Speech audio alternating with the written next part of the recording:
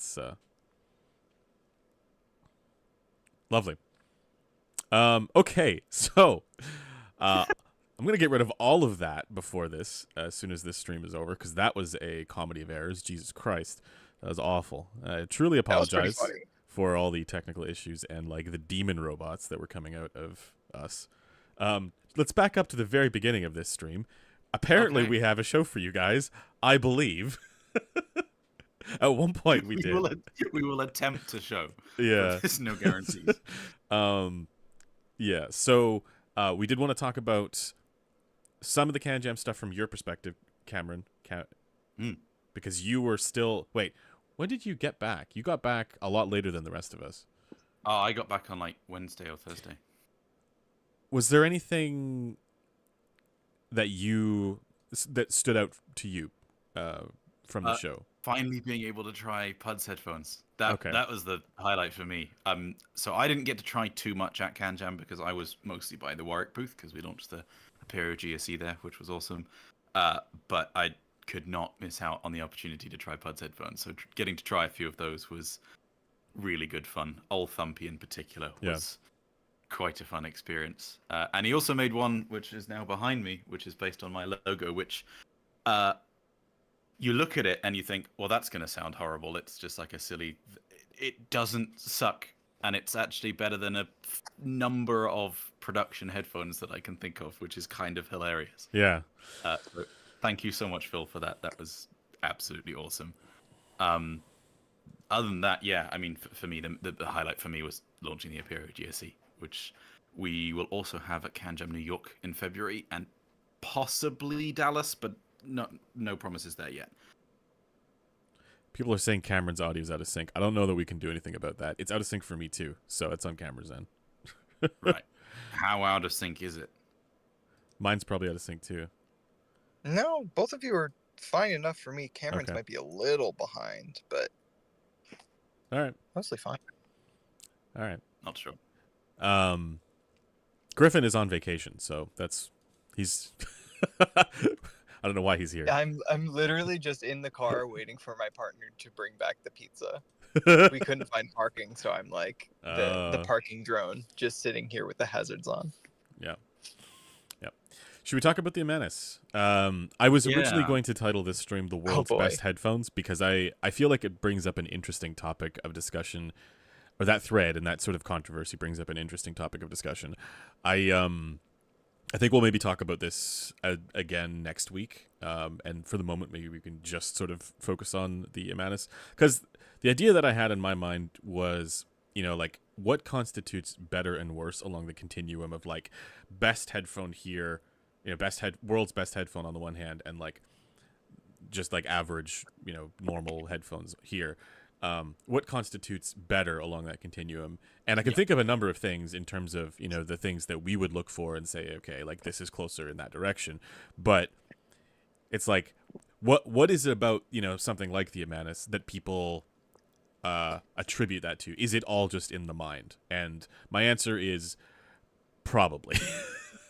I don't think that it's all just in the mind. I think that it's a little bit of a case. Okay, so there's a few interesting things to talk about from the whole Amanis situation. Yeah. For those who don't know, just as a bit of context, so a while ago, myself and Andrew went to Munich High End, and we did, I think, like a 45-minute long video going through our impressions of various things there.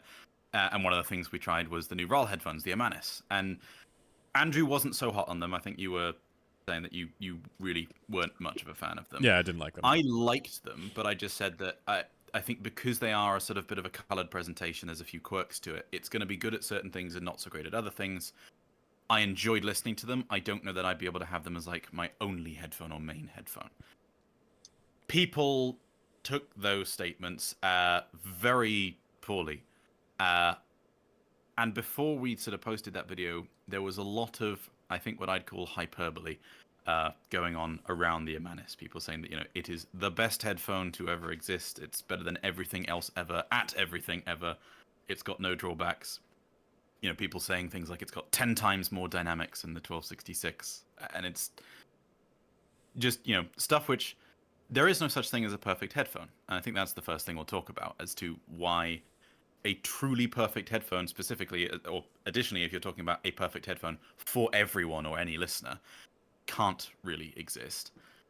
There are some things which the Amanis does which are quite impressive, particularly on first listen, and maybe one of the reasons why people are quite impressed by it when they listen to it, and enjoy it on longer listens as well, but have drawbacks to them. And then as sort of the discussion went on, there was also a few other things that came in and sort of, well, we hadn't seen measurements of it until CanJam SoCal. We had listened to it at Munich, and I'd heard it at a couple other shows on a few other setups as well, but we didn't know how it measured. So there was a few people saying, oh, well, they're just saying that because it doesn't measure well. It's like, we don't know how it measures. We haven't tested it. Now that we have measured it, I think the measurements closely align with sort of what we both heard. Not much of a surprise there. And the discussion kind of then shifted towards people making arguments like, well, even though, the treble is pretty uneven and stuff, people's heads are going to vary, and so therefore you can't say it's not perfect. Or there was a comment that was which one of the also more said, interesting ones, actually, and it's worth talking about that. Yeah, we should definitely talk about that. And there was also the comment of, well, you shouldn't be looking at the frequency response because if you EQ two headphones flat, they don't sound the same. And then myself and Blaine sort of chimed in to explain why you can't actually EQ headphones flat. It's practically speaking not possible.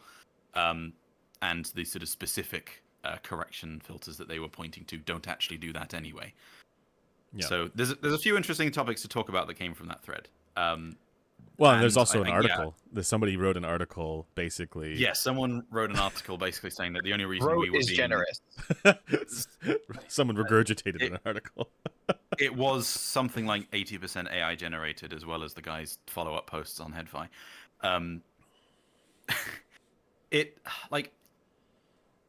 We're not looking for drama here. That's not the intent. But at the same time, well, to be clear, Blaine is looking for drama. Always. Blaine is looking for drama, always. We're not looking for drama. But when, people are commenting saying, well, they can't possibly be being truthful. They must just be saying that they weren't absolutely thrilled with the headphone for some commercial reason or ulterior motive. We kind of have to jump in and defend ourselves a little bit there. Or when people are saying things which are just factually not true, for the benefit of anyone reading it, it's good to sort of jump in and, again, explain why some of those things aren't quite the case, like the EQing headphones flat thing. Right.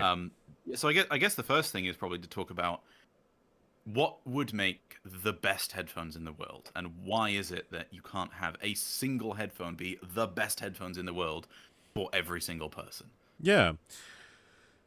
Yeah, and again, I want to also make this a topic for another stream as well, to maybe get additional sort of perspectives on this. I'd love to hear what Blaine thinks about it, and Griffin as well, even though he's here. I'm not going to be here for much longer. Okay, so. I just think it's an interesting kind of broad thing to consider, because we have this idea in our mind. Like, people make this mistake all the time of, like, if you're going to spend more money, you're going to get more goodness out of a thing, right? And we know that that's not necessarily the case. And oftentimes it is like the opposite, right? But I do think that there is, I would say you could sort of classify a trend, or like a range of things, that if something is going in a certain direction, it is on its way to being better. I just realized it says my name is Andrew the Lesser on my Discord. So the things that I would say for, to answer that question is like, well, this is just me, but like if the FR matches perfectly with my HRTF and my eardrum with the preference elements that I personally enjoy, that would constitute the best headphone for me. And the problem there is that, like, what does that look like when you're actually making a headphone? How do you design a headphone like that? And you physically can't do that for everybody. It's just not possible. Everyone's HRTF is going to be different, and that inherently means that perfection is just not going to be the same thing for every single person. And it is likely that so first of all, the preferences are going to be different for people, but also like the actual relationship that headphone's response has to that person's HRTF, and also like so we talk about HPTF variation, but basically like the headphones delta for the HRTFs across people, right? that's something that like it may be a factor. I don't want to say it's guaranteed to be a factor, but like it's very likely to be a factor, a very strong factor. And so it's difficult to really say, you know, you can't, I don't think you could just like put out a product and confidently claim this is going to be the best headphone in the world. And I don't think people who are evaluating these things can do so either. I think it's guaranteed, it's a requirement that any judgment of positivity carries with it a implicit assumption that this is for me, right, or for whoever it is who is making that report. And it can be like, you know, good in many other ways. It can be like competently tuned, especially below 3 kilohertz, for the rest of its response in so many different ways and be very palatable to lots of people. But the idea that, hey, this is the best headphone, period, and that anybody who, you know, disagrees is wrong, that's nonsensical to me. Yeah, and that's for anything. Like, it doesn't matter if it's an HD1 or an Aperio or an Amanis or an HD800 or an HD600 or what. Like, there is no way to have something be universally perfect. And there are also specific things which kind of come with trade-offs. I mean, one thing that we've discussed before is the sort of spaciousness timbre trade-off to some degree. Yeah. And the Amanis is actually a fairly good example of that because it has a very substantial 2 kilohertz dip, which is one of the reasons why it does sound very spacious. It's a very big sounding headphone. But to me, like, one of the criticisms with it, which whilst I like soundstage, and so that was a really good thing for me, it did make male vocals in particular sound kind of thin and nasally. It sucks a lot of the weight out of them. Yeah. And you can't have both. Not completely. So there's certain things there which are just from a preference standpoint going to be different. And then there's things which, particularly where it's got a somewhat uneven treble profile, are just going to be different, not because of preference, but because of those HRTF effects and HPTF effects. Yeah. There's a peak somewhere in the kind of upper treble. I don't know exactly where it was on the measurement we took. But like, I hear it a little bit, not enough to bother me, but I could hear that there was something there. Some people seem to just not hear it at all. And then a friend of mine, Seb Skedra, he, like, it's enough that he just cannot listen to them. Basically, it's like actively painful for him to listen to them. So that's not a preference thing. That's just because our HRTFs are different. It's either, you know, negating or amplifying that peak a little bit or shifting where it is or something. Well, to be clear, that's not within the window of conventional preference filter concept, right? For like the way that people would, you know, in blind or controlled situations adjust treble, because if we're talking about a very narrow Q feature, not very thin peak. It could be that somebody prefers that, to be clear. I'm sure someone. But no, I mean, I would say the same thing that Skedra did. It was very, like, to me at least, that feature shows up very strongly, and it's just not something I can get past. So that's that. I think like I think you hit the nail on the head there. It's like there's no way something can possibly be the world's best headphone for everybody, because it's not going to, you know, you're going to have anatomical differences across people where the in-situ response is just not going to be ideal for everybody. But the other is, like, how do you make something that's going to be preferential to everybody as far as, like, the bass level is concerned or the treble level is concerned overall? It's just not, we know the preferences fall within a range. That's from, like, the most basic interpretation of Harman preference. Well, maybe not, maybe it's not as well understood, but it should be. It's a range. So, and I think some of the other issue is, you know, especially when people have spent a lot of money on a headphone, the sort of need to justify it and defend it is quite a bit stronger. And as part of that, I think people are likely to take more sort of moderate and balanced statements as negative, even if they're actually not. Like, you know, I said I like the Amanis, I enjoyed it. It's just that because it has some of those colorations and quirks, I wouldn't want it as my only headphone. But I like headphones that have those kind of effects. Like, you know, I bought a 1266. 1266 is my favorite headphone for electronic music. It's not a normal sounding headphone. It's wonky as hell.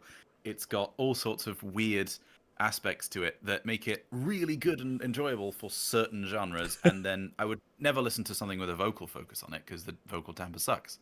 One Blade Lacrosse says, "You like the Amanis?" He's so surprised. I just want to say that Dead Zebra, this is spicy because this is drama. All right, like it was enough drama that the Headphone mods got in there and yeeted like a lot of the discussion. So Sorry, continue. What were you saying? But like, as not just as a reviewer, where it's your job to give as thorough an evaluation as possible, which I don't think just means, is this headphone better or worse than other headphone? You have to describe it more comprehensively than that. But just as, an individual, you can't just say, well, no, I spent a lot of money on this, so therefore this headphone has to be really, really good. Mm-hmm. And I'm going to go watch reviews, even though I've already bought the product, to make sure that everyone else agrees that it's very good. Oh, my partner's here. I'm going to go, guys. All right. Later. Cheers. See you soon. But like, yeah, I mean, it's okay for headphones to take slightly different approaches. Like, that's the reason I like the 1266. The Atrium's a similar kind of deal. It's very colored headphone, and that's why I like it. It's not perfect. It's not a very detailed headphone. It's really quite weak there. But that's, again, one of the reasons I like it. You can have these headphones which you enjoy and appreciate, but still be willing to accept and explain where the limitations are, because nothing is perfect. It's not possible to be perfect. There are going to be headphones which are, generally closer to an HRTFE response and are going to be more ideal overall for most genres. And then there are going to be headphones which take more deviating tuning approaches, which are going to make them more picky or preference dependent. So it's just because you say that something is not good at one particular thing, it doesn't. Did he? You've just roboted out like crazy. Is your internet? Is my internet working? We've lost Golden. This stream is a comedy of errors. Oh, you're back. I'm back. I don't know what happened there. Stream just stopped for me for a sec. I don't know if that was for everyone else or just me. Elon Musk DDoSing me or something. Yeah, exactly. See? Anyway, point was finished. So. Okay.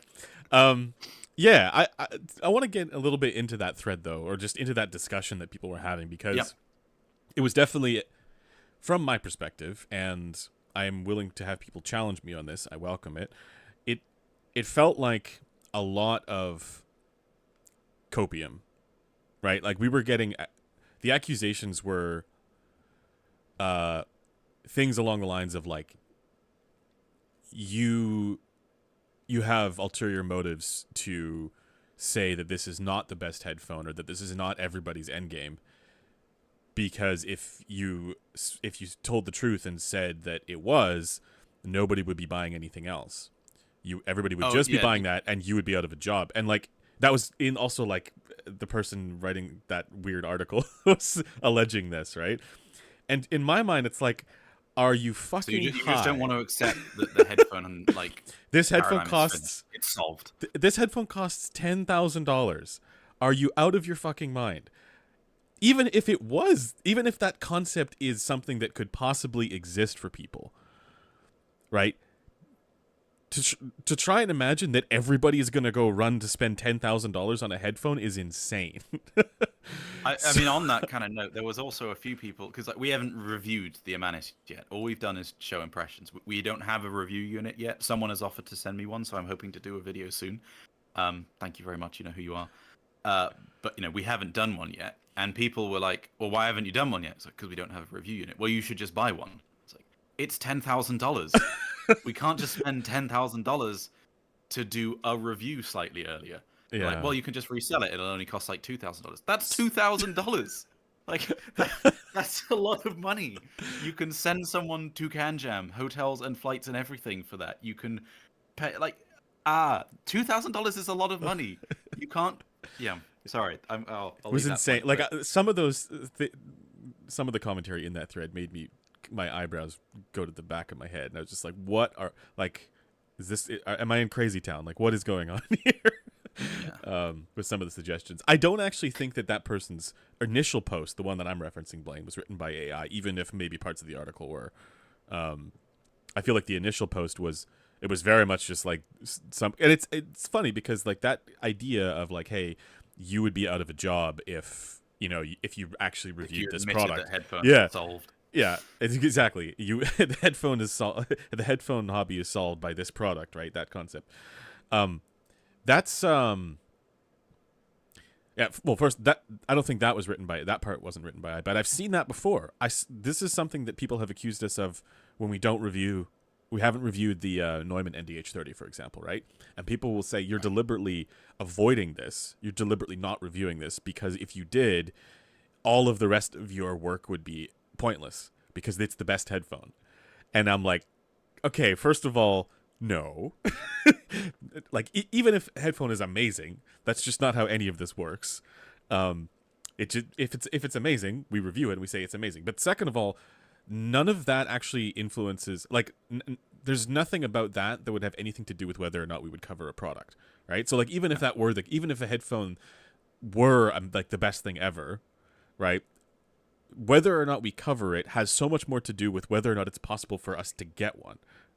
Yeah. Right. That's usually the thing that is, or generally, I was going to say, there's generally three things which determine whether we review something, which is, can we get one? Because, if a manufacturer is willing to send us a review unit, that makes everything really easy.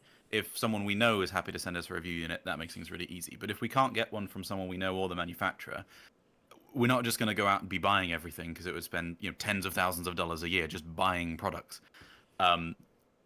Secondly, are people actually interested in it? We're not going to go and review something that's from 1980 or whatever that's not really relevant or people are interested in anymore because we want to provide content that people actually want to watch, right? And also, do we find it interesting? Yeah. If those three criteria are filled, we'll almost certainly review it.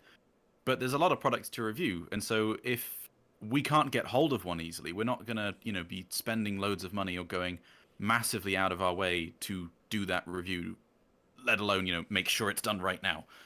It can wait until we can get a unit in without needing to spend half of someone's salary on. I think somebody was also suggesting headphones like there's the Ananda Nano, which is one it seems to have fallen through the cracks because Hi-Fi Man just released so many different models of that same, or did so many different revisions. We did do the Ananda Stealth, and then there was a white or silver version of the Ananda Stealth, and then there's there's one other one in between there, like a V2, I can't remember. But there's so many different versions of that headphone that, if we get criticized for not reviewing this one, it's not because we deliberately chose not to review it. It's because it just wasn't the one that we happened to be able to get at the time. So in the future, if somebody comes up to me and is like, hey, if Hi-Fi Man says to me, hey, do you want to review an Ananda Nano? I'm going to review it. I'm like, yeah, sure. Absolutely. Send it away. We'll do that. No. It's just we didn't get it yet. We'll get around to it. Yeah. It's not, we're not avoiding it. Like I said, I want to review it and someone has offered to send me one. We just don't have one yet. So we can't. Yes. And we're not going to spend thousands of dollars to make sure that it's done 2 weeks earlier. Dead Zebra says, so you're saying the headphone show needs a sugar mama? Yes. Well, will you be our sugar mama? Well, it's not even about that. It's just about the fact that even if someone was like, I will pay you $10,000 to review this product, or A, we're not going to accept money for a product review in the first place, and B, even if someone was just handing us money with no strings attached, there's so many better things to use that money on. Oh yeah, that's the biggest thing. It's doing reviews slightly earlier is not a good use of thousands and thousands of dollars. That's exactly. But anyway, so back to the whole. Save up for a clipple. Yeah, yeah. Actually, that would be if you want. That's in that respect, we do need a sugar mama, or some of the research initiatives. If you're a big sugar mama, then we'd appreciate that if you'll help us get a clipple. Yeah, Scott, I'm down for that. Tell me what kind of favors you need in return.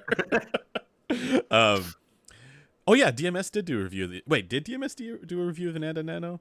I don't know. Somebody was pointing out that we didn't, and it's but I feel like somebody did, and so I think Douglas may have done it on his own channel. Okay, maybe. But I can't quite remember. I don't remember, but anyways, I felt like we covered it. I didn't bother to check, but I was willing to be like, yeah, we didn't cover it, there's a good chance we didn't.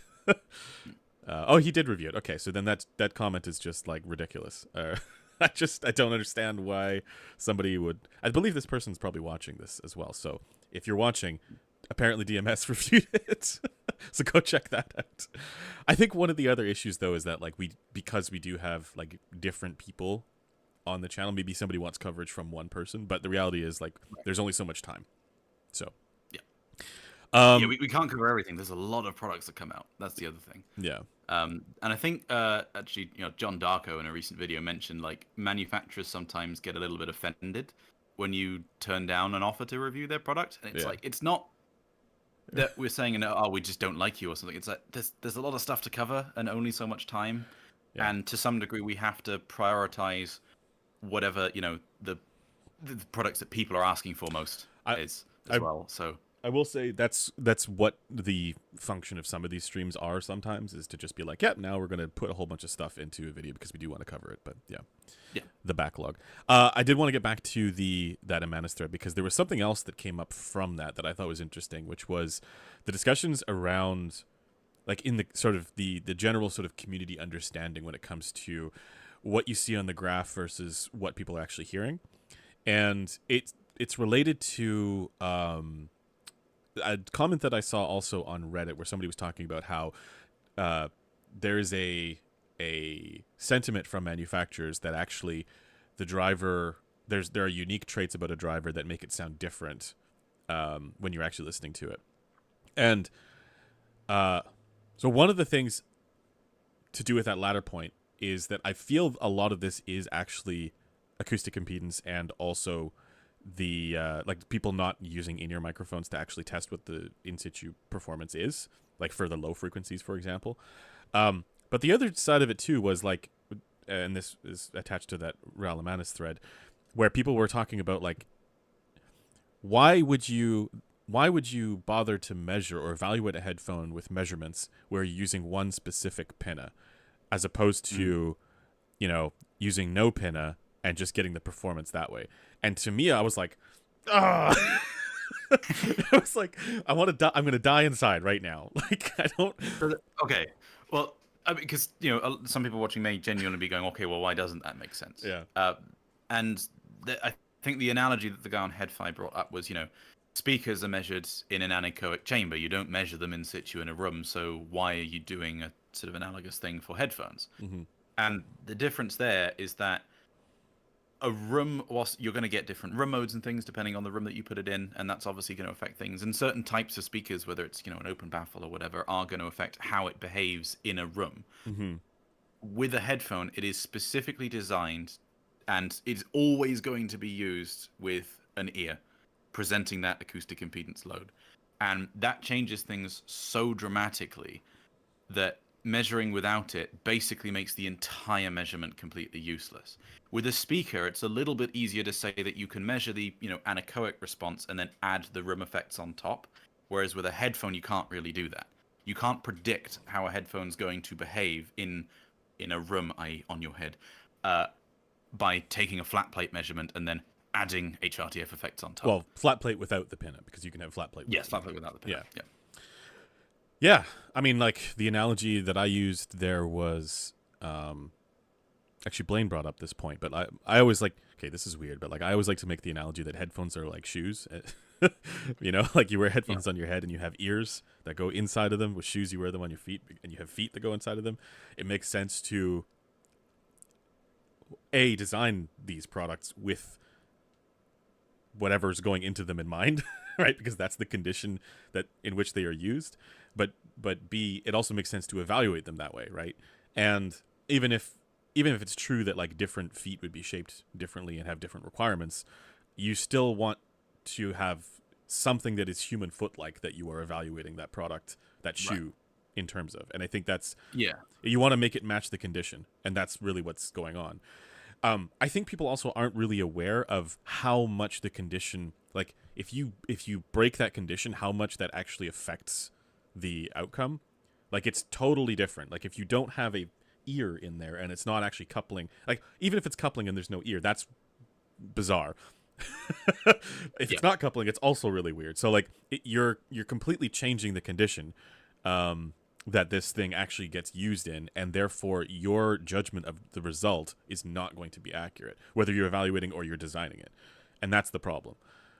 With a speaker, it's you can take the anechoic measurement and you can look at an in situ measurement, and it's generally speaking going to be, okay, take that anechoic measurement, add the room modes, and then some reflection energy as well. But it's generally going to be similar, and you can see the resemblance between the two. With a headphone, if you just measure by sticking a mic in, versus on a hat, they're completely unrecognizable and unrepresentative of one another. They're just not the same thing.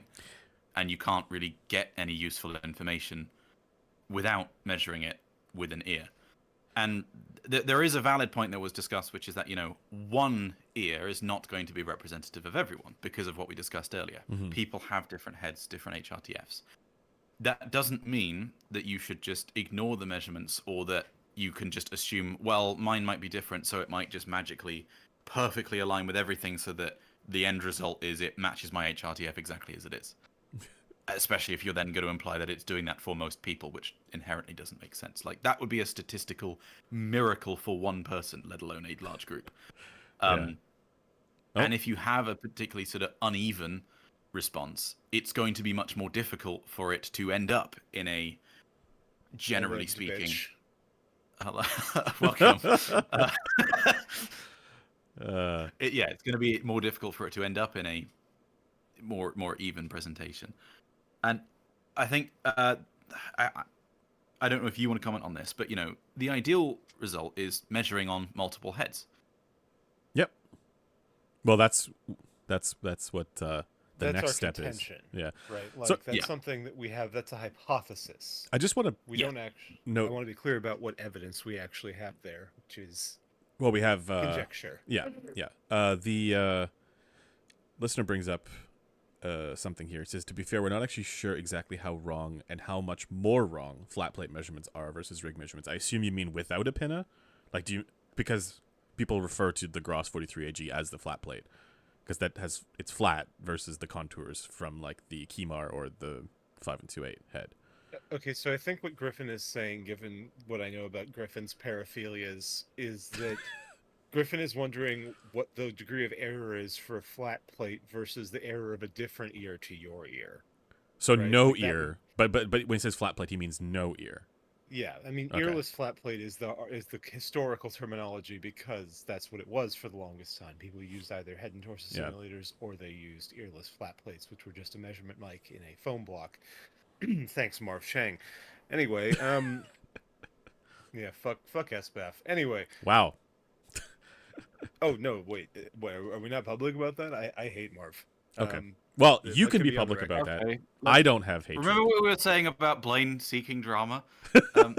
See, I just don't have drama. I just don't like that the dark ages of measurements. I don't have this kind of hatred in my heart, That's absolutely not true. I'm just honest.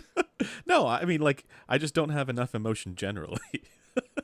Anyway, so no, if I did have emotion, let's avoid starting fights for the moment, and we can start fights with the Imanis guy who did that weird article. That's fine. Well, no, you can't start a fight with an AI. Anyway, yeah, that's why I'm so fucking blue-balled on that whole thing. Oh, what's the point of arguing with an AI? I would, by the way, very much like to publish your brief review of the Imanis. Maybe we can do that at some point. I don't have it compiled yet in its entirety, so I just had that one clip that I sent to Cameron because I thought it was hilarious. Yeah. So. I mean, that was just my honest thoughts of the Imanis, which is that I don't like it in any respect, and in fact, I dislike it in many acute respects. Anyway, what listener's saying is, let's say that you knew the eardrum response of a headphone and the HRTF of a listener, a specific listener. What's the difference between the HRTF compensated eardrum response and the response you get on a different ear with that ear's HRTF versus a flat plate which just has an Omni mic in it? Yeah. So he's saying we don't know the difference of the difference, right? Yeah. The level of error variation. Yeah. I will say that we can probably be pretty confident that it's meaningfully higher. I would personally estimate on the order of 2 to 3 times. But it depends on whether we're talking in broad bands, which is where the earless flat plate will be really bad, or in narrow bands, which is where ears will have problems. Yep. Yeah. Well, okay. So following on from that kind of point, though, there was another thing which got brought up in the thread, which I think is kind of interesting to talk about, which is that, there was... I'm not trying to start drama again, but I think what you said about, people there was some copium going on, which is that, when the measurement was posted, which looks a little bit messy in many places, people were basically saying, well, different ears are going to behave differently, so maybe, just on my head, it's perfect. and then it kind of shifted to saying that you shouldn't look at frequency response at all because you can EQ two headphones flat and they still sound different. That's the bit. Particularly referring to Mitch's convolution filters. Yeah. And you know, what really annoys me, I've been trying to DM him, and anyway, I'm not going to talk about said DMs. No, Alexander. I haven't been able to get any, like, I haven't been able to get Alexander to acknowledge that objectively those two do not measure the same with Mitch's filters when measured at an eardrum. So even if like the initial statement is incorrect, right? Yeah. Yeah. So the only place they measure the same is at Mitch's whatever the hell his mic is. Yeah. Right.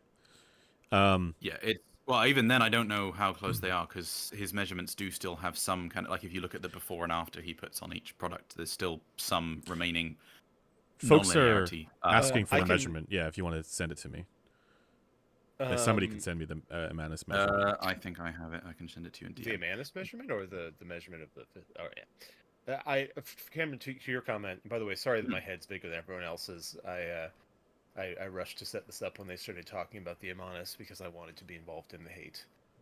Is that why your head is bigger?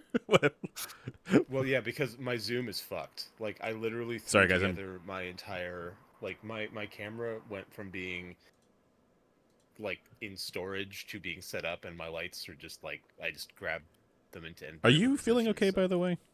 No, I'm sick. Okay. But hatred powers me. Okay. And in this case, my distaste for the Amanus overpowers my distaste for other things. See, contrary to Blaine, I am the opposite. I am powered by nothing but fun, positive vibes. Powered by nothing. You need to get more hate in your life. I like to think I'm generally a fairly jolly person, but yeah, no, you're by far. I mean, I've said this before. We need more sanguine temperaments on here. Like, I'm legitimately, we're quite a bit too jaded. Anyway. I need to get the Amanus measurements here. 1 second. Yeah, if you can get that up. But you said you sent it to me. Basically, on Discord in the live stream planning channel. Jamie suggested that we start using AI articles to have a proxy war with that guy. Please, God, no. So, you know, so there's a guy that's been sort of selling convolution filters for headphones, and the premise of this is that it corrects the frequency response of the headphone to be flat.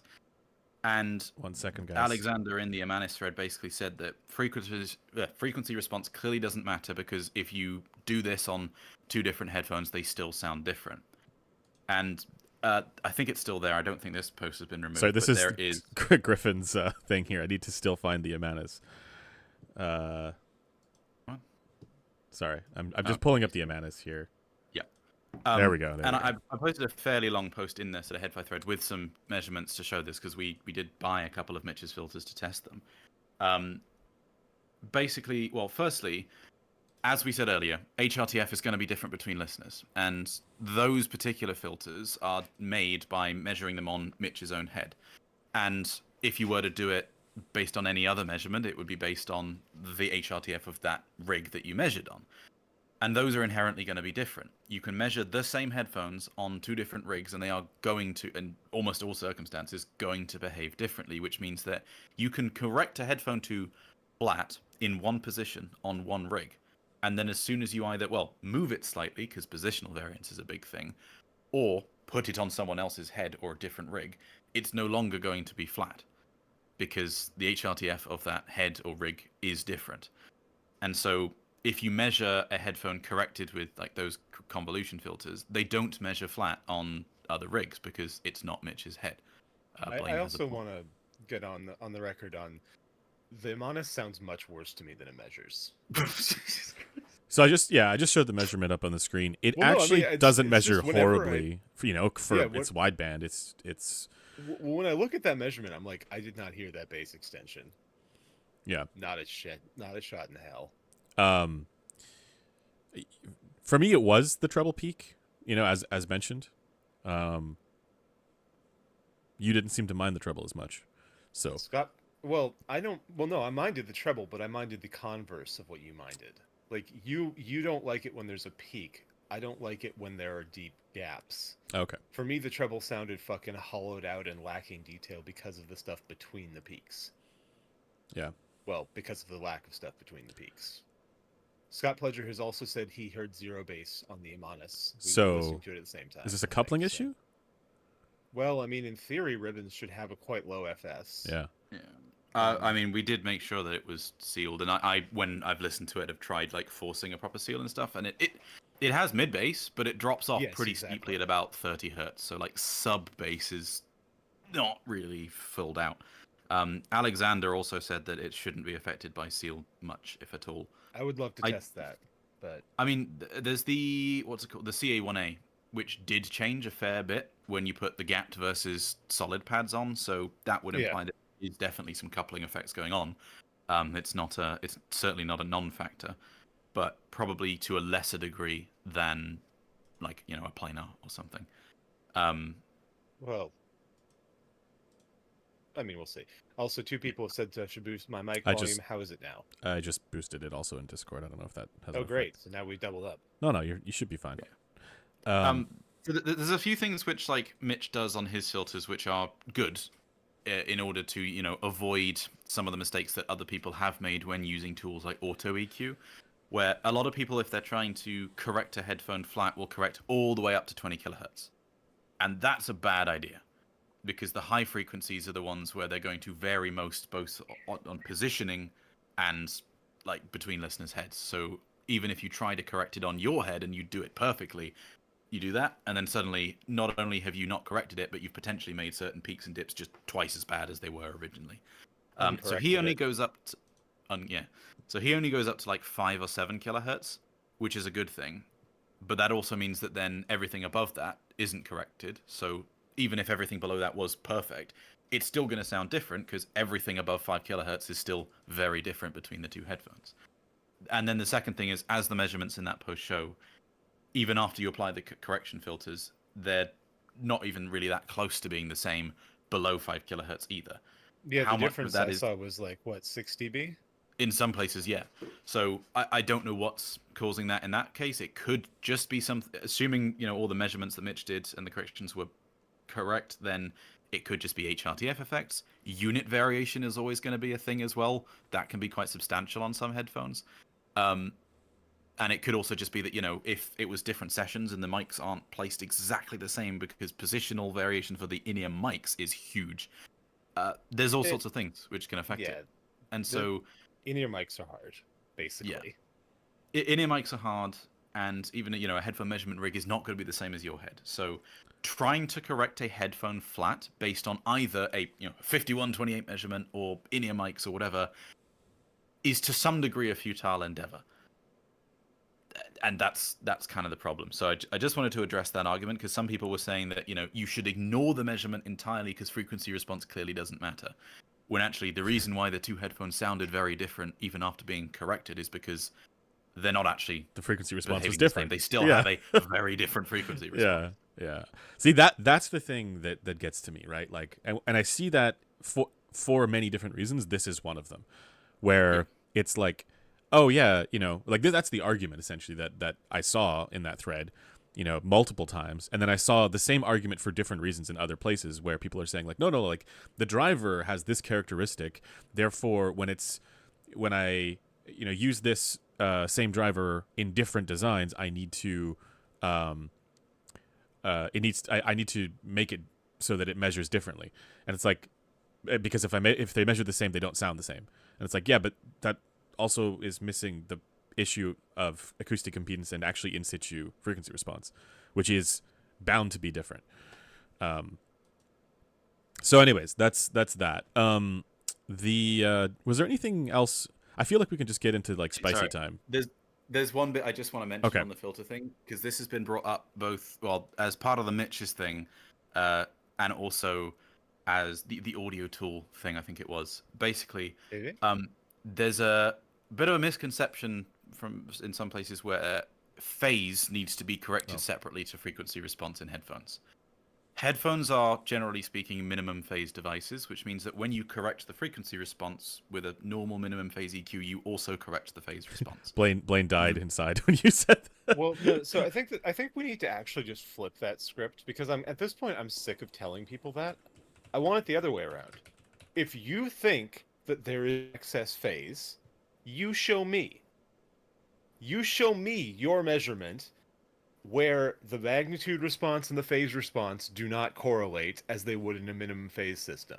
Like, that's how the burden of proof is supposed to work. Okay, but it's not so. I'm not so much saying this, for the people that are arguing this point. It's more for the people that are for the general people, it's a minimum considering phase. spending $300, I think it is, on an EQ profile, which is not actually going to make your headphones flat, is not actually going to match your HRTF. Well, to make them flat if you're a microphone in Mitch's ear. Yes. It's not actually doing any special phase correction, and just normal EQ with Rune or EQ APO or whatever does exactly the same thing. And I like, with a couple of them I tested, and you can get a closer to flat measurement on whatever it is you're testing on with like 9 EQ bands. So it's not even like you need a really, really complex setup or something. EQ has allowed me to achieve endgame a long time ago. And convolution for headphones is not inherently better than EQ. Hey, convolution is helpful if you want to make really complex adjustments without a billion EQ bands. If you're not needing to do that, and you're not needing to correct phase separately from frequency response, which and you're not doing any kind of room effects, because you can do that on headphones, like Impulsifier. Yes. So like, if you wanted to do completely typical stuff, then you can do some fun stuff with convolution. There's good reasons to use convolution for room correction in speakers, both because you may want to be adjusting phase to some degree in certain situations, and the correction is going to be more complex. It'd take 100 EQ bands to do the same thing. With headphones, though, Mitch's filters don't have any excess phase. They're just minimum phase corrections. So it's, if you make the same adjustment with EQ, you get the same phase response. We should say the ones that we have scraped, the ones that we have bought. We bought. I'm just saying, it's conceivable that there are Mitch filters. Like, I just don't want us to get sued. We didn't. Other ones that we didn't buy. All we can say is, for the ones we have tested, they all are minimum phase. We haven't purchased all of them. And also, just to be clear, if there are ones that are doing excess phase correction, that would be That's bad. Yes. You don't want to be doing excess phase correction on a minimum phase device like headphones. DMS, it sound wonky. What is your spiciest take right now? I just bought this from the store. Nice. This is for blowing phlebotomy. I bought all these resistors recently. Right now, I really came in at a weird time because I'm about to do silicon molds of some ears. What is my spiciest take? Yeah, we're doing a spice stream because today is a comedy of errors because we didn't have the usual folks on, and now we do. So well, we have one of them. Griffin's still gone. Yeah. But he was on. I'm not sure I can stay because I'm sick. Yeah. I mean, I don't think that driver types have anything to do with sound quality. Is that spicy? I think we can go further. There's a lot of people I've talked to about this that were very resistant to that idea. So it is somewhat spicy. I slightly disagree in that I don't think that, there's some magic aspect to certain driver types that mean that, with the same frequency response, you're going to get wildly different presentations or something. But there are trends in terms of how certain driver types tend to behave in their frequency response. Like, ribbon drivers don't tend to do sub-bass, just as a pretty basic example. The bass profile of a dynamic driver versus a planar driver does tend to be different. And yeah, like even something like leakage effects, the way that leakage effects are very different on most E-stats versus on most dynamic drivers. And planars are different depending on the damping. Yeah. There's trends in terms of how these things behave, but it's just visible in the measurements that you can do. It's not a hidden magic or separate kind of thing, I guess is what I put it. Yeah, I think that if drivers were all able to achieve the same frequency response, that there would not be a difference in terms of sound. Yeah, no, I'd agree with that. With the exception of ones that have really bad distortion, which actually I wanted to talk about. I just realized something we're discounting on the raw, but we really should be thinking about, is that ribbons distort like shit at low frequencies. So that may be why we're perceiving it as having very tubby bass. Oh, so you're getting like a lot of third order stuff? Or second. But, yeah. Well, probably third, given it's a ribbon. but that might be part of why we perceive that differently. I was just sort of thinking about that as we were pondering why it is that we hear this as having thick mid bass and no sub bass, when measurably, at least for the head, it had some sub bass. Yeah. DMS, did you hear the Amanus? Yeah, unfortunately. What did you think? I think that my phrasing on having heard it kind of summarizes how I feel about that. Okay. I think we've got like a kind of a gradient that's like N-shaped here. It's Cameron liked it the most, then you, then Douglas, then me. Well, no. For me, it was not something that I could listen to because of the treble peak. We just disqualified it for different reasons. That is one of the headphones of all time. Yeah. I think that Douglas and I like it less. Oh, okay. I do not like it. I very actively disliked it. I mean, I'm on the record. Apparently Douglas is pretty quiet. Part of it's just because he's Douglas far away. is very facing quiet. the wrong way. I would suggest that perhaps Douglas should I'm turning him get up a on my lav end, if he's so- going to be walking around. I'm doing what I can here. I got you. I mean, you don't have to. No, I got you. I turned him up. Nice mold. Thank you. I actually put a lot of time into this mold. And this is the little retaining piece. Whose ear is that? That's a the B&K ear. 4128 ear. Ah, Remaking some because they have cracks in them. right. Useful. And after this is done, then I'm going to do a bunch of others' ears. Well, you should test it try and find my first. respirator. Well, I'm going to, yeah. I need to try and find. This is the test ear. I gotta find my respirator real quick because while this is going to be in a fumigated enclosure, I still have to spray a lot of mold release on this. So I'm gonna grab a respirator. Nice. Do you want to talk about the Olive article? Sean Olive put out. Or sorry, Sean Olive was quoted. Put out. No. We should just directly attribute him as the primary author. No, this was of a article about it. What's the person's name who does Headphonesty? Headphonesty. I've know. forgotten the name. Anyways, it's a Headphonesty article, quoting or basically interviewing Sean Olive, Dr. Sean Olive, on the basically reviewers are reviewing things incorrectly, and this is directed at people who are basically. Well, I mean, to Blaine's point, spider milking the the data, and I see it all the time too. You know, like even people. I don't think it's just reviewers. I think this is just like the way that people come at the data is to assume things based on what is visually obvious, not necessarily, thinking about what might be perceptually relevant. But do you want to go over this article? I thought it was a good article personally. I mean, I don't think it's a good article, but I think it's an article on a good topic. That's what I mean. Yeah. I guess that's a really catty way of saying it, but Headphonesty could really do with like. Well, I mean, I don't know. I actually kind of like the approach of like just trying to be somewhat journalistic and being like, hey, this is news. Let's talk about it. Like I like that. Yeah. Disregarding. I like that news article. Yeah. I couldn't find my respirator, but I have a bunch of these. Ah, Mr. Wayne, you think darkness is your ally? Okay. You merely adopted the Harmon target. All right. So, what are your guys' Tell me thoughts about Bane? on? Okay, we should probably explain. Yes. So what the Headphonesty problem is first, in terms of people misusing the Harmon target. Can I? I'm just going to try and pull explain the article we're talking about. Yeah. First? Give me a just moment, said guys. It was a Headphonesty article. I'm gonna put the article on the screen here for folks, and then hopefully this can I'll be pop a link shown. to it in the chat as well. So people Yes, can indeed. directly. Dr. Sean Olive calls misuse of the Harmon target curve. Andy G. Shoutouts to Andy G. Shoutouts to Andy G. There we go. This is a picture. I believe this is the same. Is this the same picture we created a thumbnail out of with him? Yes. Okay. In fact, they may well have used our thumbnail or the picture that was used for a thumbnail, which I think was one of us. Maybe. And wait, did they credit us? I don't think so. That's Sue them. No.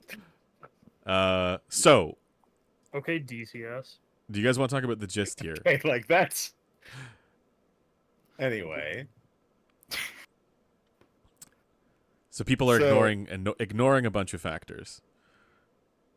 Yeah, well, people are over extrapolating is basically the point. Yeah. Like this article is similar to it's like a subset of a presentation I gave at CanJam, and it's also something that Sean and I have talked about a bit regarding that people generally have been taking a very dogmatic reading of the Harmon work, shall we say.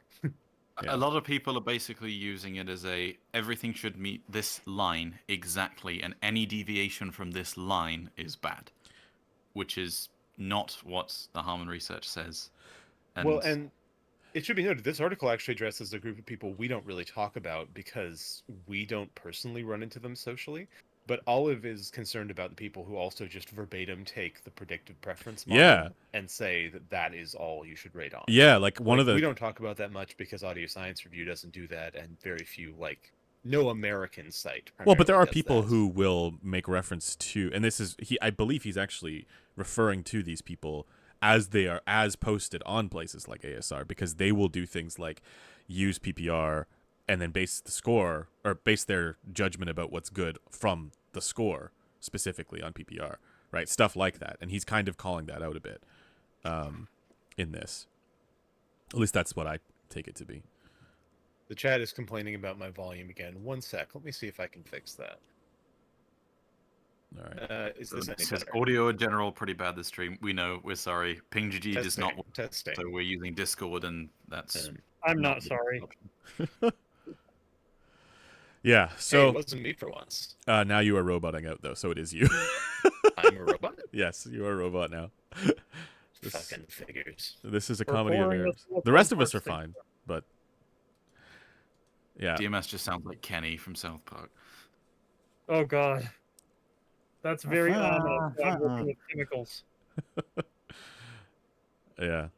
The audio is bad because ping.gg was literally ping.gg this time, because the problem here seems to have been fixed now that we're with Discord. So we'll need to look into that and figure out what's going on, what the problem is. So yeah, Blaine, what were your kind of key takeaways from the article overall? Or that's what he's even better. God, it's going so well today, guys. Yeah. Oh, he's back. Hello. Can you hear me? Hello. Am I still a robot? Yeah, we can. So, Blaine, what were your kind of key, like, the most interesting points or key takeaways from the article for you? Well, I guess given that you're asking that, I'm not a robot anymore, which is good. So, this is just the stuff that Sean and we have been saying for some time. Douglas, that's inappropriate to have on stream. Jesus Christ. Anyway, I'm not. So here's something. We should probably have asked Sean if he was interviewed for this, because I actually am not sure if it's an interview or if this is just Andy synthesizing Sean's talk. Right. I think a lot of it is based on talk. You are crackling, by the way, still, Blaine. Oh, goody. Well, that's why I asked. Yeah.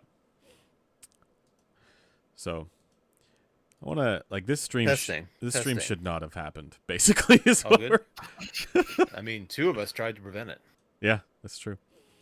Okay, you're fine now, apparently. Sick. Right. So, just wanting to make sure that we're not attributing to Sean an interview that may not have happened. But, like, Sean's talk was great. It wasn't super new, and if it is about that, like, that presentation, I think that it's kind of a shame that he didn't talk about some of the more interesting stuff about, like, the effect of different method of adjustment systems, which is something that we're now really interested in. I mean, we have been really interested in, but Sean has given us some evidence that different methods of adjustment of the frequency response yield different preferred targets, which is interesting. God, it's everywhere. Not appropriate for the stream, Douglas. Yeah, no. We're just gonna watch him melt his hands. Use cold water, Douglas. Cold water. Look at that. That's an ear. That's a gooey ear.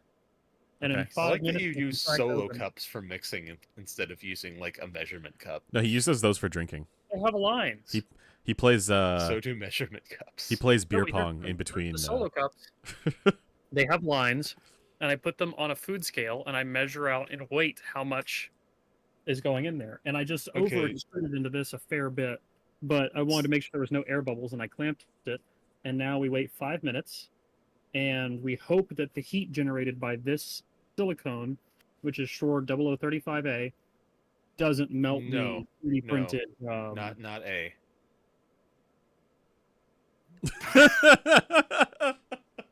Pretty sure it's 0035A. It can't be 0035A. A and OO are different. Okay, well, it's 0035 then. What? Where's the A? So do you have a vacuum chamber? No. This is extracting very heavily, but I do not have a vacuum chamber. Okay. For what it's worth, it is quite easy to make a vacuum chamber if you want to. All you need is a metal trash can and a fan or pump of some sort. I don't have a vacuum chamber. All I have is this. You don't need to pull a hard vacuum if you want to get air bubbles out of things. All you need is a fairly light vacuum. Anyway, that thinks about what I'm doing right now. So we're doing projects now. Well, I'm not. I mean, I can start debugging the amplifiers again. Anyway, no. Oh, now my main camera has died. I just wanted to quickly say, because this comes up sometimes, and because only fucking Uber nerds watch us. Shure A and Shure OO are measured with different probes. Like Shure is a measure of how far a given, basically, of how far a given force displaces a certain shaped probe into something, or conversely, how much force it takes to push a certain size probe into something. The probes differ between OO and A. So if you use Shure A material for a Shure OO project, you will have a bad time, and vice versa, because they are massively different in their flexibility. To confirm, I've read the bottle, and it does say 0035. Yeah, which is the standard. Also, these systems are only applicable to X such and such, and it has to be like a 1 inch by 1 inch by 1 centimeter thick or whatever piece of the material. Yada yada, your mileage may vary. The Shure system is like 110 years old or some shit. Let's just... You guys, you're going to be here when I crack this open, by the way. We have... How much time do we have? Yes. 3 minutes and 10 seconds until we can crack this open, and inside there should be a fresh, beautiful baby ear. I'm going to suggest, if that's the version of the smooth-on one that I think it is, that you wait for maybe 10 minutes instead of 5. Sure. I have found that while it is technically solid, it is more prone to tear if you immediately open it. And given that ears have fine geometry, I mean, like I've been where you are. It's a bad place. Also, you've seen me do this before. I did this 2 years ago. Yeah, and I did Remember this that? 4 or 5 years ago, and it sucked then too. Every single time it sucks. I only had to go through like 8 revisions last time, but I think that I've learned from my mistakes, at least some of my mistakes, and this one might only need like 3. I doubt it. This is the project I'm working on at the moment. This is an XLR cable with USB at both ends of it. Yes, because you're a cable guy. Well, no, I'm testing other snake oily things, USB sources, and the noise Weirdly, there. And fun. I need an XLR to BNC cable, and I'm thinking of making one because it's surprisingly hard to find. XLR what? BNC? To BNC. I made some of those the other day. Yeah, actually. like I'm using adapters. So what the problem is that I need each of the signal lines for the XLR to be its own BNC middle pin, not just shorting one. Oh, I see. So yeah, you might need to make that. Jake Tron. No, this is so that I can measure the noise on USB devices whilst the connection's functioning perfectly. Like this is a USB cable just with the 5-volt and ground lines tapped, basically, so I can measure noise on USB devices. I'm testing. So, just one. You know that he's right here. Henlo. Sorry, what were you going to say, Blaine? sorry, just one small nuance there, of course, is that you will only be able to measure inside the bandwidth of the APX, right? Which is about 1 I have a megahertz. scope as well. But nice. yeah, the under 1 megahertz stuff is the main thing I'm looking at, but I have a 100 megahertz scope too. Scott Plodger says BNC is a weird wire spec. Scott, this is a new competitor for your worst take. I do actually like BNC. It's just you need it for like really specific things. Like I wouldn't use it as a connector on a headphone. I kind of would, but like it would be horrible. No, see, it defeats the purpose of having like, for me, part of a removable cable is that if I get hung on a desk, it's not going to rip my headphones off my head. It's going to disconnect the cable. Yeah, I think that's a terrible take. Well, how do you guys feel about that? Because that's I don't like locking connectors on headphones generally. Yeah, I don't like. I'm with you. I don't like the conductors locking, but the BNC style where an outer shroud locked would be my preference. I just don't want it so that if something trips over the cable or whatever, the headphone is destroyed. Yeah. I would rather the cable goes yanked out. Yep, I agree. Yeah. I agree. How fragile are you guys' headphones? I've tossed my HD800s all over the fucking place. Aside from using them, I will right now. Hold on. Okay, here we go. Chuck him over your shoulder. I can't believe he actually just did that on stream. Headband fell off. Yeah, Wow. Wait for him to come back. Wait for him to come back. Someone clip this, please. Can you hear us? New meme unlocked. Can't hear us yet. Wait for it. Put your headphones back on so we can. That's going to be a GIF in the next 15 minutes. Good as new. Wow, your headband fell off. How fragile are your headphones, Blaine? Watch, he can't actually hear us now because they're also broken. No, they're fine. To be fair, Sennheiser headphones are remarkably durable. They really I accidentally connected my HD800 and I was running them off the AHB2, the 100-watt speaker. Yeah, I don't want to throw this. At full volume for like 2-3 seconds, and they were fine. Yeah. Like, ooh, there's a fly there. Like 25 watts or whatever it is through the headphones. Totally okay. Guys, If my HD600 was, I'd do the same thing. HD600, you'd be fine. Oh god, yeah, those are indestructible. Yeah. Griffin says, "Do not throw your Sennheiser headphones around, chat." I don't. Yeah, agree. just to be clear, we are not recommending anyone does that. I mean, well, not. It's not like covered by our warranty, obviously, but like, people baby their headphones too much. I think that they're just used to shittily built headphones. You are a vector of destruction, though. If you have unveiled headphones, you can't chuck them about. I've done a thing, and I increased the timer to 10 minutes, so in 3 minutes it will be 10 minutes. When that happens, I'm going to show you guys something that I have done that was a small mistake. Yeah. I mean, this could be anything. 3 minutes. Okay. Should we just sit here in silence for 3 minutes? I mean, we Here could. it's just inverted. So I do stand by, though, that people really like, if a headphone is high end, it should be able to be casually dropped onto a wood floor from standing height.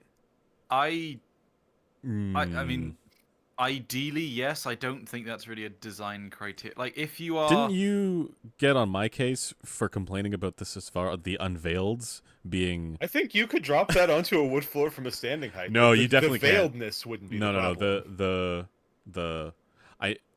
okay, I'm not sure about the Susvara, but on the Heck U, that stuff gets dented pretty easily. Okay, but I mean, who cares? No, I agree. Generally speaking, if people have spent thousands of dollars on headphones, they do care a little bit. These are the people who fucking buff like tiny scratches out of HE1 drop test. Yep, I agree. Time to do HE1 drop test. No, we've done an HE1 drop test. It failed. Yeah. That's true. Okay, we did do, during part of the development for Omega, because my office is on the second floor of a building and there's a concrete parking lot. We did drop prototypes from the second story onto concrete a couple times. Not concrete, on pavement. Okay. A few times. I'm going to drop the Omega. Right back up. We ended up scratching the plastic, but I mean, the headphones still worked and measured the same. This is what I'm saying. I'm not saying that it should be completely undamaged. If you like, most headphones are made out of metal, for better or for worse. If that hits a hard surface, you're going to scratch the finish. Well, it just so happens if a headphone is really heavy, it's more likely to get damaged when you drop it. Yeah, that's true. I can't find the rest of the Omega. I actually think you overrate the weight factor and underrate the material factor there. Like, if you made an equally heavy headphone out of plastic, which has a much larger range of elastic deformation, it would be much less of a problem. I've thrown this. Blaine's the kind of guy that like will. That's like a wooden ring around something that weighs like 600 grams. Oh yeah, wooden headphones is a terrible idea. What was that, Cameron? I was saying Blaine's the kind of guy that like will sideswipe someone in a Ferrari, and then he'd be like, "Well, if you spend $100 grand on a car, it should be able to hold up to a small dent." That's not. No. What I am is the guy who will park my comparative shitbox uncomfortably close to your Ferrari or BMW and just be like, "Well, I don't care about opening my door. You got a problem?" The time has come. Would you guys like to see the mistake I've made? Yeah. Yes, we would. This is giving me similar energy to a classmate of mine's drew a phone customer. Everything is dad now would buy her a new one. onto the plate. No. Do you know how many scratches there are in all of my possessions? It's just that I live with my possessions. Yeah, okay, but other people live with their possessions too and don't have scratches all over them. Be careful with your expensive things. My phone is fine. My phone is fine. But the thing is, headphones should be expected to take a knock. They should be expected to take a scuff. Dismantle themselves if they I will fall off say, the desk. whenever But Blaine you shouldn't has have a design criteria where it's like they must be able to be chucked over your shoulder without an issue. Yeah, I don't recall being thrown over the shoulder as part of Hammershøi and Mahler's design criteria for headphones. Well, that was only acoustic. That's the thing. We need mechanical design criteria, and I would have that in there. Okay. So you're into Abyss stuff then? No, I don't think Abyss is actually that good for it. Yeah. They did drive a car over it, to be fair. I mean, yeah, but that's just one specific. That's like, ironically, no, I'm serious. Like, there's of all of the things that they should endure, it's pretty much impulsive shocks from random incidences, and like, ideally, that's something you would test. Oh my god, this is very stuck. If you have like an X-Acto, you can get it in the side, and once there's an air leak, it makes it a lot easier to open. Yeah. Hit it with a hammer. Chuck it over your shoulder. Hit it with a No, mallet. that probably won't work. It's got an elastomer inside. Oh, Spudger. You're gonna break your Spudger. I'll spud you. Rip my Give Spudgy it some boy. spicy takes in the chat, by the way, guys. Yeah. For us to chat about. Like, the only drama I can think of right now is like, or the only spice is based on that Amanus stuff, and I was hoping that the Amanus stuff was a bit spicy, and we did talk about it. Yeah. So I've sort of run out of spice. You know, like I don't think the Sean Olive thing is particularly spicy because it's like that's stuff that we've been working on for a while, and it's congruent with Blaine's talks. I don't think that's particularly spicy.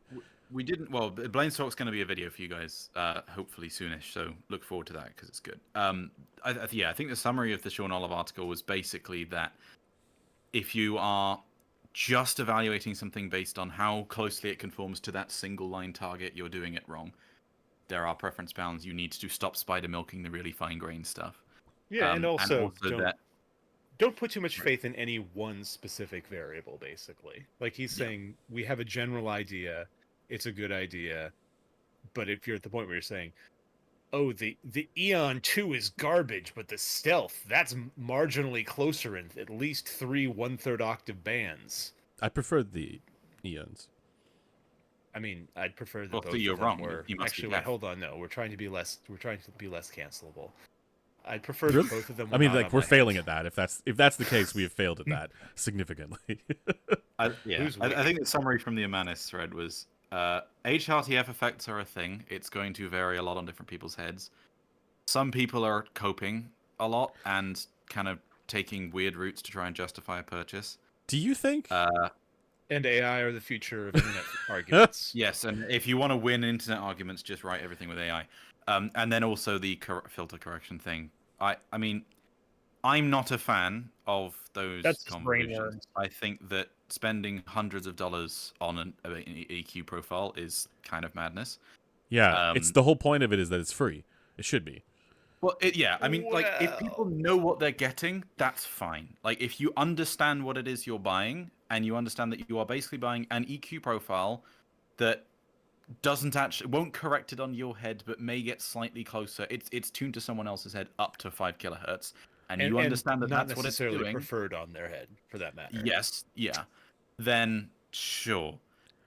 The problem with it for me was that a lot of the discussion surrounding it, including what Alexander was saying, was that it corrects it to flat perfectly, and therefore frequency response doesn't matter because they sound different. And also that phase response needs to be corrected independently, which both A, it does not, and B, those convolutions don't do. So the main issue I have with those convolution filters is that I think a lot of people were buying them misunderstanding what they were buying, thinking they were buying something that was better than or was doing something that EQ does not do, when that's just not the case. So I understand the lack of desire to spend time fiddling and learning how to EQ a headphone properly. But if you're happy to say, I'm just going to pay $300 and get something that kind of works, sure. But just understand that that's what you're doing. You're not getting something that's better than EQ. To me, there's a bigger topic here as well, which is to do with copium treadmills generally, and how it feels often like that's the gateway for people to get into whatever, right? To learn, to just start down a path. Mm-hmm. And I don't know, like, what do you guys think about that? Like, just like the fact that, like, okay, almost invariably, DMS, Cameron, and myself can put out, even if it's not a review, right? That could just be like 2 sentences from impressions to be like, I didn't really like this very much.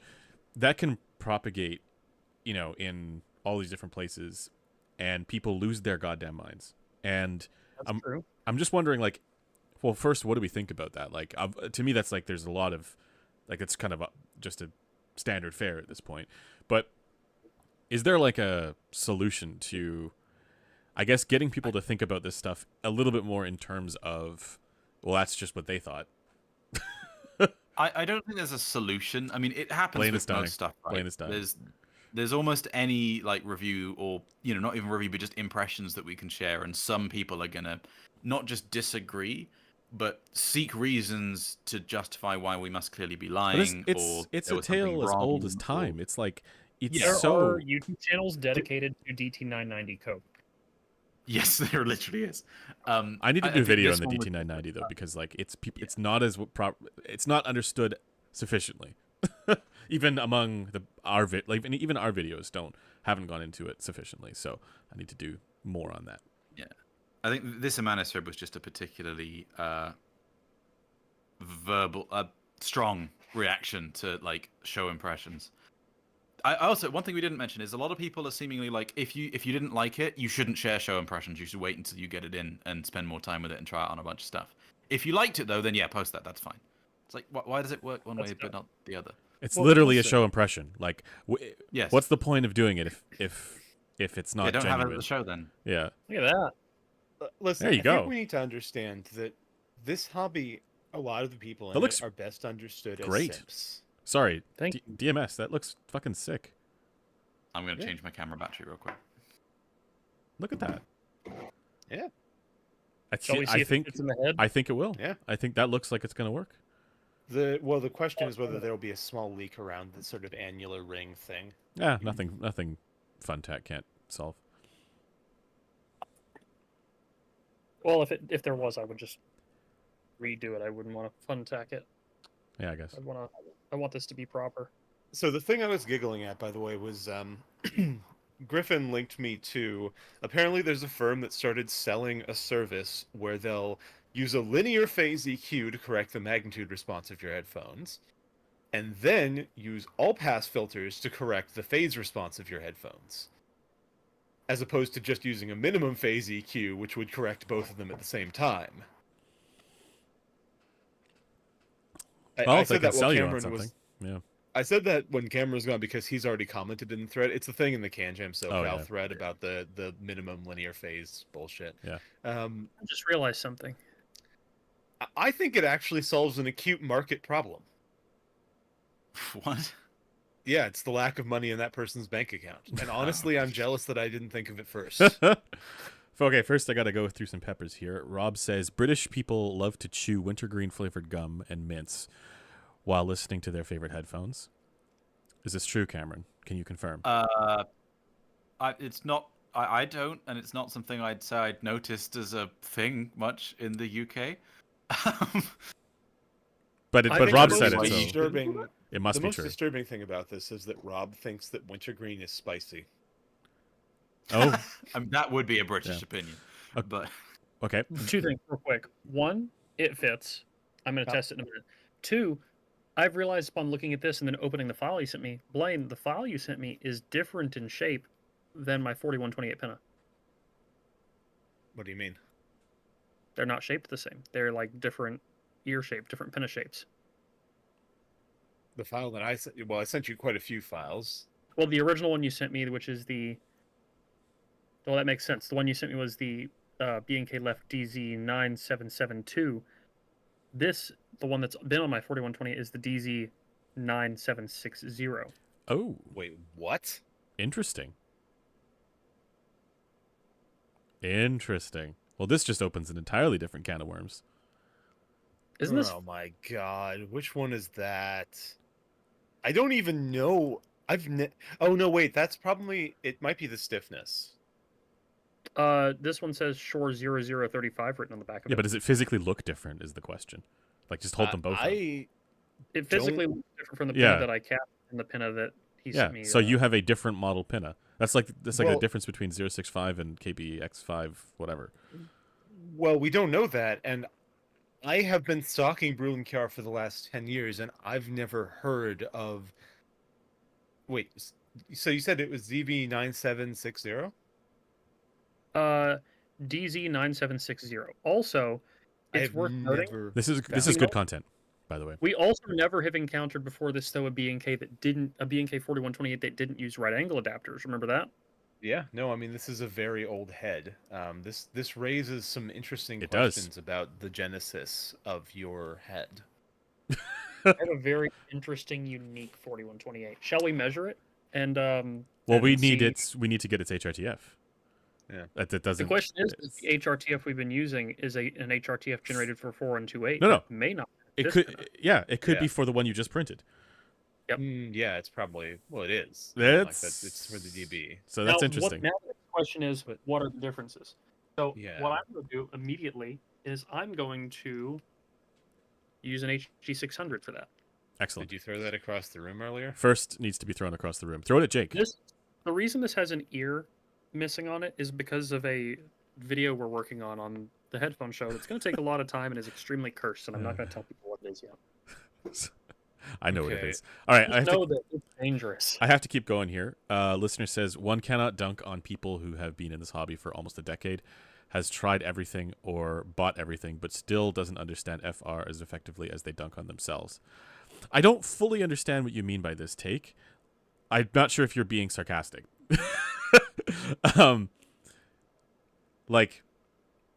So one of the things that I come across, and so this is related to this, one of the things I come across a lot is the I know best complex that people tend to have. And here's my sort of, I don't know if this is a spicy take, but my thought on this is basically like, because audio is a perceptual thing, and perceiving is believing, people are very entrenched in people have a hard time basically like getting to that place of like, well, this is going to actually be perceived differently by different people.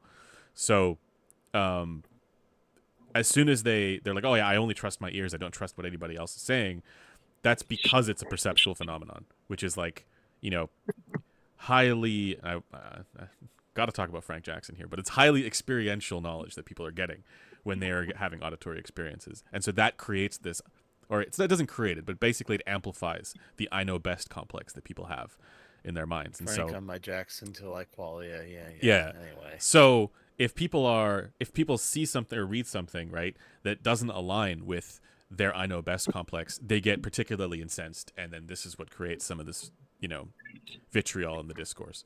That's my take on it. Even people who've heard, like tons of headphones, right? Like I would actually argue that they probably haven't heard as many as we have, but that's not a measure of how, valid a point is or valid a judgment is on a product. Doesn't matter how many headphones you've heard. It helps if you've had lots of context, but you could still be correct, you could still be incorrect. But the point is, just because someone disagrees with you doesn't mean that either they or you are wrong. Yeah, that's the thing. It's not just a preference thing. The actual thing you are experiencing not just might be, but likely, genuinely is different to the person sitting next to you. Yeah, but see, to attach that to sort of what I was saying, though, it's people struggle with this because of the experiential nature of, or sorry, the perceptual nature of these experiences. It's like you were gonna tell somebody, like, actually, you know, this scene that you're seeing, it's not like this for me. You know, and that's a weird thing to, you know, to tell people, because they're like, no, I can perceive it. It's right in front of me. Like, you're wrong. And some of this leads to a kind of spiral effect where, like, you know, to go back to the Amanis thing, I think someone in the thread said, you know, well, everyone in this thread, you know, is clearly like very, very positive about it. You're the outlier. When actually, that's not really the case. There are a lot of people who had much more mixed or even negative thoughts on it, but they are scared to post because they know they'll get attacked. Oh yeah. And so a lot of people just don't use forums, like myself, or like 90% of the people it shows. Yeah. Yeah, but it's like, you know, when and this has happened with other products before. Like, you know, I think one of the most prominent ones I sort of had experience previously was Cord DAX. Cord products had a very, I would almost say, cultish following. And I like the Cord products. There's a lot of things I really, really appreciate about them, and I've reviewed some of their products very positively. But if you not just said, I didn't even say like, oh, I didn't like this. I just said like, this is fantastic at all these things. I highly recommend it. There's one particular thing which like it's a little bit weak on, and people go, you're wrong. This is the best thing ever made.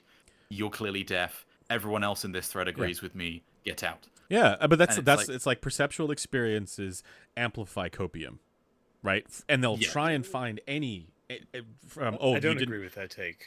Okay. I think if you look at online simps for any e-girl, you will see the exact same behavior. The thing is, I'm not looking at that, generally. Unfortunately, I have been subjected to rambling about...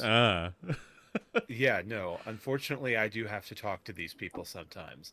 But it is the same for people who are obsessive fans of anything.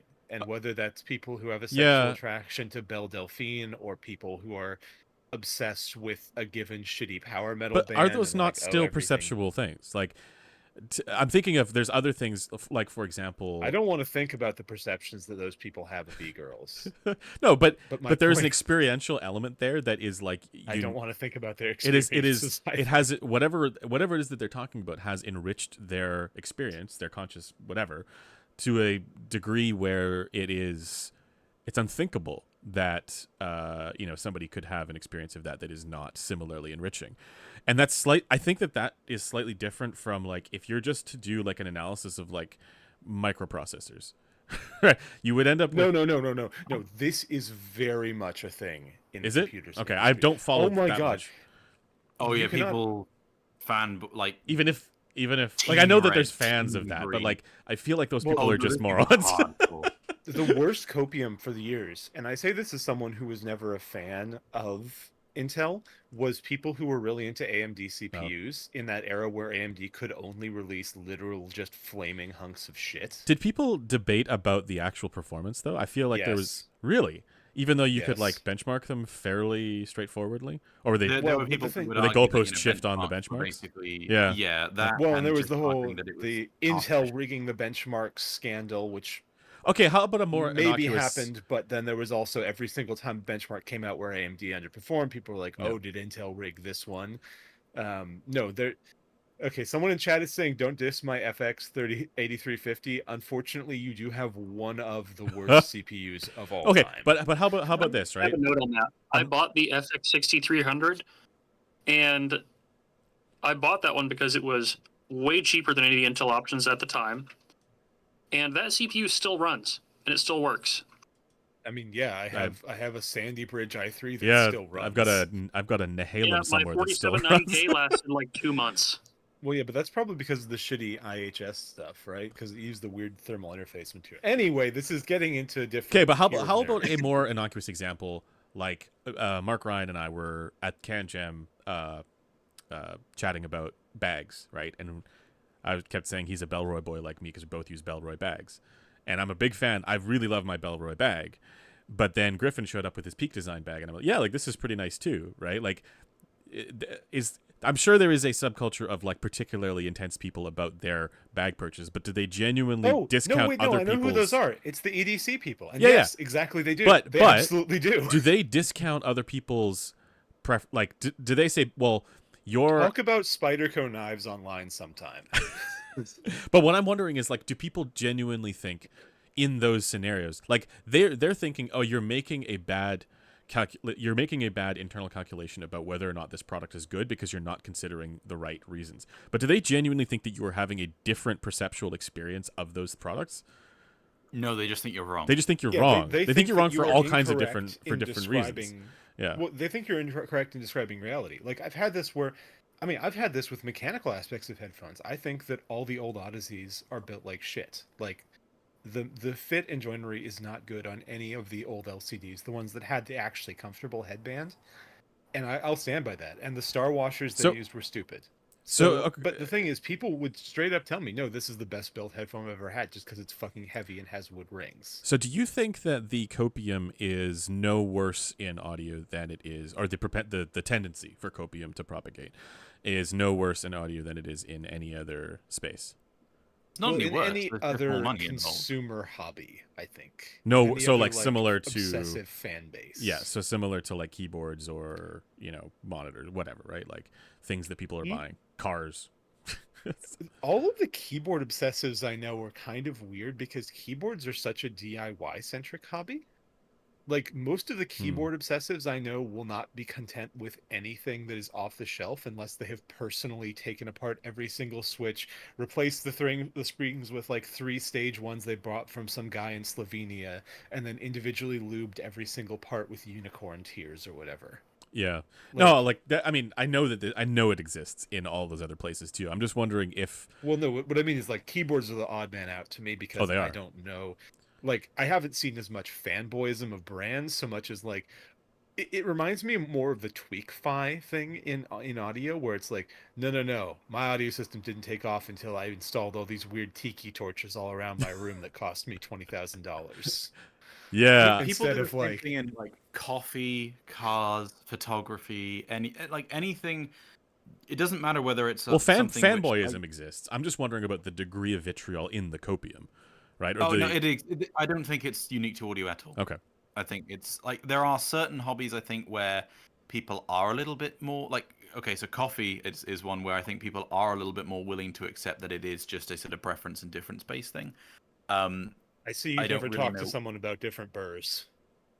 I'm aware of some of the channels out there that are like so intense about the specific... But like look at cars or photography or even something which should be more objective like computers, and it's still the computers one is the one that kind of baffles me a little bit because it doesn't you would think that people are able to be like I bought this for these reasons because it works better for these programs and these are the programs that I use. The thing is better is subjective. Like that's one of the things. Okay, I'll give you an example.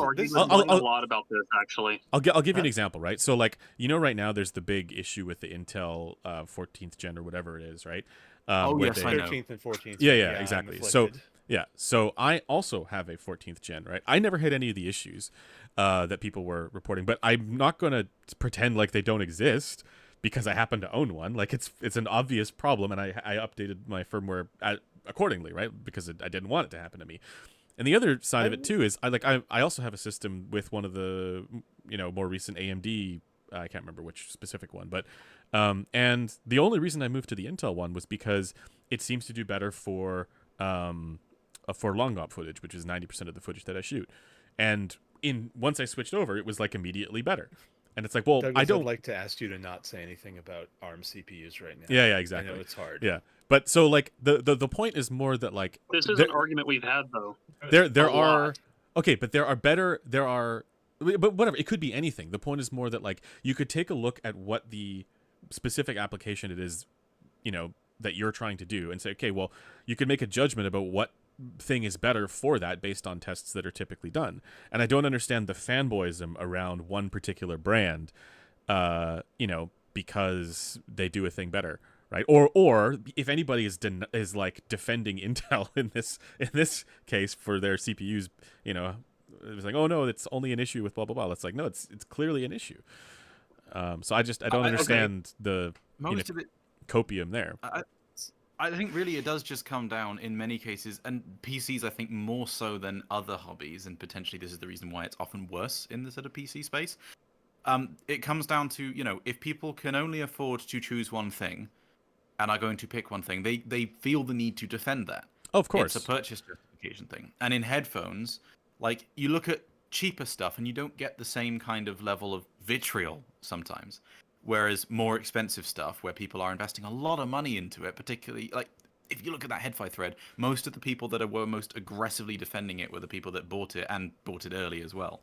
Whereas, like, in coffee, for example, where it's like, hey, these beans, which I spent, $30 on, and I'm probably going to try something else next week, these are pretty good. And people, like, don't have the same reactions, like, no, you should just be using these ones are way better, you're an idiot. And as part of that, people are unwilling to discuss or admit certain flaws or drawbacks. It's like, with the PC thing, I'm using an Intel CPU, which is dying, and it's a problem. But I have to, because the analyzer doesn't work with AMD CPUs. Don't know why, but it just doesn't. Right. But, so I have but to. But okay. So disregarding the problem, that's a good reason to choose Intel CPUs over AMD ones. Yeah. Generally, and it's like, I in the audio you can say certain. There's a reason why I've got 15 pairs of headphones here. It's because there isn't a best headphone. If I thought there was, even one that I tuned myself. I've got an Aperio GSE on the desk over there at the moment, but I'm not going to sell all my other headphones and just get that because that's perfect and better than everything else at everything. It doesn't work that way. And so I think a lot of the time it's people that, have chosen a product to buy, invested quite a bit in it, and because of that they have to be defensive of it, and they can't discuss or openly take a balanced view of what the pros and cons are. It has to be better, otherwise I've made the wrong choice. Yeah, so yes. I think that there's a nuance to your comment about price, because the other most savage place I've seen that is in discussion of Chi-Fi, but I think that the concept that you're on is dead on, because it's about the percentage of disposable income that people are spending on it. So people who buy $100 Chi-Fi and that's like their entire disposable entertainment budget for the month are just as copium ridden. So they're defending. They're saying and this is where you get all the things like, well, like all this stuff is pointless because you can just get this one thing that's like super cheap and it's better than all of your other things. Or are they saying, well, there's that, but there's also the people like, have you seen the anger that happens whenever the flavor of the month turns over, or at least sometimes it does? I haven't actually. I'm not familiar with this. Oh yeah, FOTM busts happen.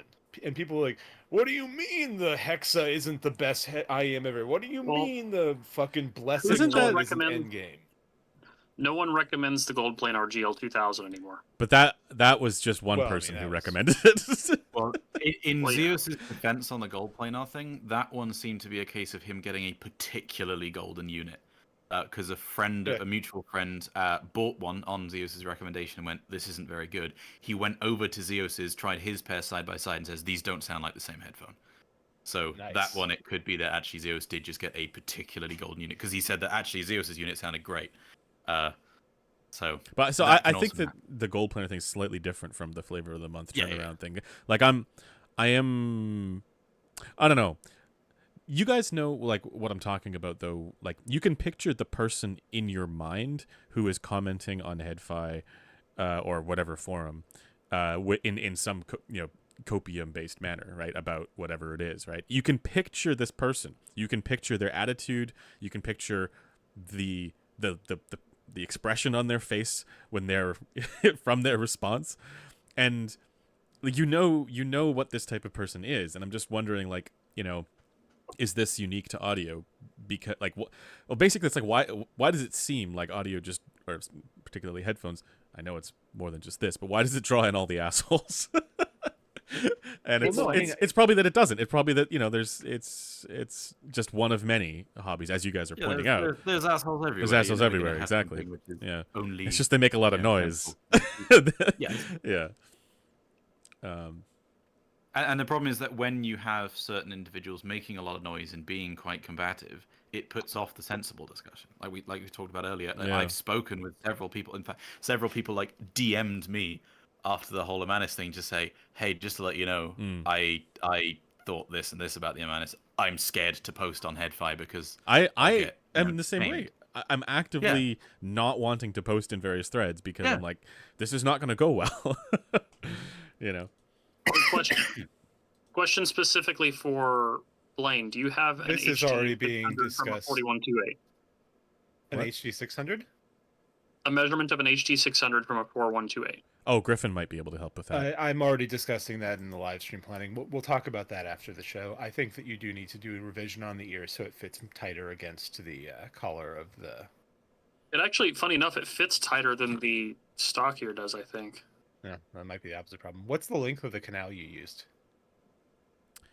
For this actual piece right here? Yeah. Ford Mustang isn't thought to be overrated enough. Sorry, I'm just reading the spicy. I sent a graph of the difference between these two pins, by the way, in the chat that we're currently in Discord. So I will say this isn't quite the topic of the stream, but I do appreciate it. Also, fuck the Mustang. Okay, Griffin says, no insult or debunking is as powerful as literally removing dollars from someone's bank account. They are both dead on at 9.49 millimeters. Oh, I thought you were talking about the spicy take. These are both 9.49 millimeters. Interesting. Can you send me the 3D file? Anyway, can we deal with that after the stream? Right, in a zombie apocalypse, audio files would be the first to die. This is kind of what's prompted me to think about this. It's like, is there something unique about the way that people engage online in this space that doesn't happen in other spaces, or are all subcultures cursed? I think it's all subcultures like this.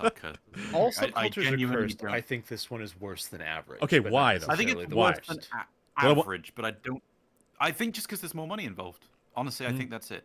Could be. I think that because there's more money involved, but is it... and not just more money, but generally speaking, proportional to like someone's income, people that are more into it are spending more on this stuff. But as a result, I think the emotions get heated. Is Blaine's point more that the industry is failing us more, and that's why it's cursed, or is it to do with the people? Well, I don't know if the industry can do anything about it. Well, I mean, I think that the consumers are failing the industry, to be frank. Yeah. Oh, because they're not. Well, okay, but that's part of the copium. Certain manufacturers what does aren't that helping. mean? Like certain manufacturers are either perpetuating nonsense or, encouraging stuff that's not great. But like manufacturers can't really go in and sort of tell people to stop being so positive about their products or moderate the threads and that's not the manufacturer's job, and I don't really see how they can do that. It's up to the community and the platforms that the community uses to do I think there's a higher level thing too of where audiophiles are just shockingly undiscriminating. Like there are a few people who were like DeLorean fanboys, but the DeLorean Motor Company still went out of business because their car was a piece of shit. Do you think that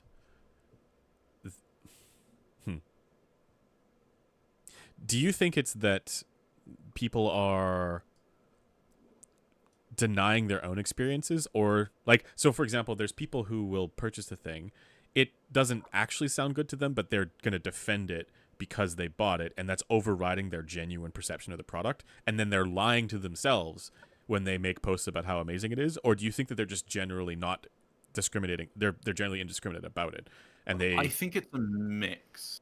I think some of it will be that, the price and how much they spend on it will actually influence them to some degree. Placebo and expectation bias and everything are powerful factors. I also think that a lot of the time it is genuinely people that, have bought something and aren't actually properly comparing to other things, but are still going to go ahead and defend the thing that they bought. Yeah. I think that audio buyers are just really, really bad at picking products also. They buy it for the wrong reasons? Well, I think that they buy products that are on average pretty bad. And that's kind of weird, relative to what they want.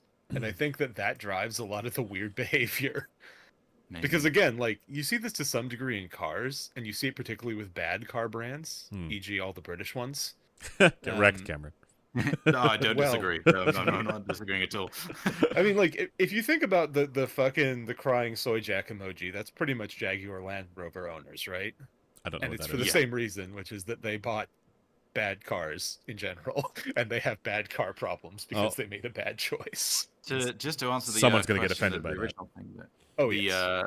Audiophiles will be the first to die in a zombie apocalypse. Did you see the Fallout show? Yeah. The audio file hey, he made it. You know. He made it exactly. He lived. He was doing all right. You know, he was all about the mids too. First. Yeah. I think that they wouldn't die first because the marginal audio file, if we include speaker files, lives in like a very low population density area. So they probably are going to die like in the middle. Yeah. Anthony Bird says, I love changing people's opinions of something as trivial as Bluetooth by showing them the new Noble Apollo at Ascot. They sat down with so much pessimism and most left genuinely surprised. So I'm guessing what you're meaning there is that like people were surprised how good a Bluetooth headphone can be, but I'm not sure if you're meaning as in like Bluetooth versus wired is very different. Or we're comparing the two? It's a very different frequency response. It's nothing to do with Bluetooth. What I'm wanted to say there was that the Apollo does just behave quite differently when you run it either passively or with Bluetooth. So it will sound quite different with those two. Yeah. In terms of Bluetooth headphones being bad, most of the time that's just because most particularly consumer Bluetooth headphones aren't good. It's not really the Bluetooth, it's just the headphones themselves. But then there's some great AirPods and stuff. So they're just not tuned well. But there are not tuned at all in many cases. Like it's like, what the hell? Yeah, some of them are, I don't know how they got released. Yeah. But someone in chat has said something that wasn't pepper marked but is a hot take. Okay. Audio nowadays is generally good. It's hard to find really bad gear if you follow recommendations, and as one guy said on YouTube, a lot of audio equipment is tuned similar. I think for some space, like source gear stuff, I would agree. Headphones, no. Yeah, it's hard to find genuinely bad like DACs and amps nowadays. Especially if you, as you said, just buy something which generally a few people are saying is okay. But headphones, there's a lot of complete nonsense out there. Is Border Patrol still making DACs? Those are bad DACs. I've never tried one. I think they still are. Yes. Those are the ones that use those ancient. By like it's hard. I don't mean it's impossible. Like tube jacks are gonna be a bit wonkier, generally speaking. Anyway. Well, okay. I just have a question for you guys related to some of that. If we could take a headphone like the Imanis, right, which has a, let's say, not normal frequency response in a number of areas. It's actually not that far off the mark for its wideband, right? But in a number of areas, it's not normal. And then you take a different headphone that has different colorations and sounds, at least to us, maybe, or me, sounds far more innocuous or even good. But it has, similar quirks. Like the Cosmo is a good example, right? It has a particular quirk at around 1 kilohertz or 1.5 kilohertz, and then some, relaxed ear gain, etc. For the person who's coming at this and is just looking at the graphs, you have two headphones that have deviations of, similar magnitude, let's say, in different places. How is this person supposed to be able to say, well, this one is going to sound worse to me than this one, or vice versa? Well, I mean, they can't. They can't. That's sort of the problem. Yeah. Like we can't even. No, we can't. We can't look at. And another example is like the default Aperio sound signature also has a number of colorations, or a Stax headphone has. Yeah, and I don't like it. A lot of people do, right? So like the Stax headphones is another example where it has similar colorations, and a lot of people love those for that, really unique presentation that it has. If you're that kind of person, how are you supposed to approach a graph of something that is showing deviations here? How are you supposed to get us any sense that that's actually going to sound good? And then this is, I think, kind of what spurs on a lot of these people, a lot of the comments like the one that you just read, which is that, things are always pushing in the same direction for things to sound. And if you're one of these people who loves the Stax sound signature, which measures kind of weird in a number of these places, I mean, it's not that weird. It's not that weird. You get what I mean, though, right? Like there are examples where the Stax do have that 1 kilohertz deviation, though. Like they all kind of have that. Well, I mean, so do focals. Not as much. That's true, but it's not a huge difference. Oh, the fucking HE1 has that same thing, right? To a certain extent, it dips right after the one. Does. Yeah. Yeah, HE1 has not like a focal does. No. I'm saying like the Stax does, right? It has the. No, definitely not like a Stax does. It's not nearly as forward as a Stax. Okay, but it has the forward 1 kilohertz and then it dips for the ear gain, right? Yeah. That same feature. You saw the same feature in the Imanis, right? This kind of stuff, it is kind of similar, right? For the ear gain. Imanis was much more drastic in that sure, regard, though. Sure. Like, yeah.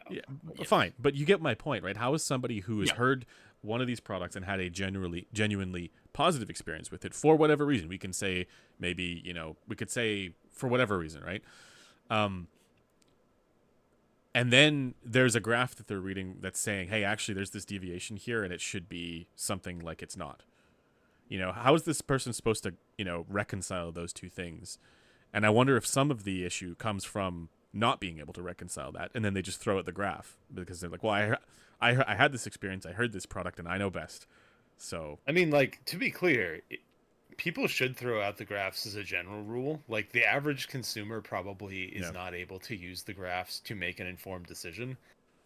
Probably the average person doing measurements isn't able to use the graphs to make a good recommendation in many cases. If you have the opportunity to listen to stuff, you would be a moron not to just listen to stuff. Like, well, so the flip side to this, though, is that, Blaine, as you know, in blind tests, a lot of the preference for the esoteric thing doesn't necessarily hold up. Well, yeah, but you don't generally listen to things. You don't listen with blind. Yeah, so there's that. I mean, like, it's sort of a question of, do you want something that is going to sound better in principle, or something that is experientially the thing that you desire? If you're looking for something that is, from a pure sound quality standpoint, better, then you need to do the blind testing stuff, and then you need to figure out, oh, here's in situ what it's doing, and then you need to find a headphone that's doing well there. And this all is a concern of the designer, right? Like, this is something for designers or for reviewers. But for end users, all that matters is the holistic experience of the product that they actually are going to have.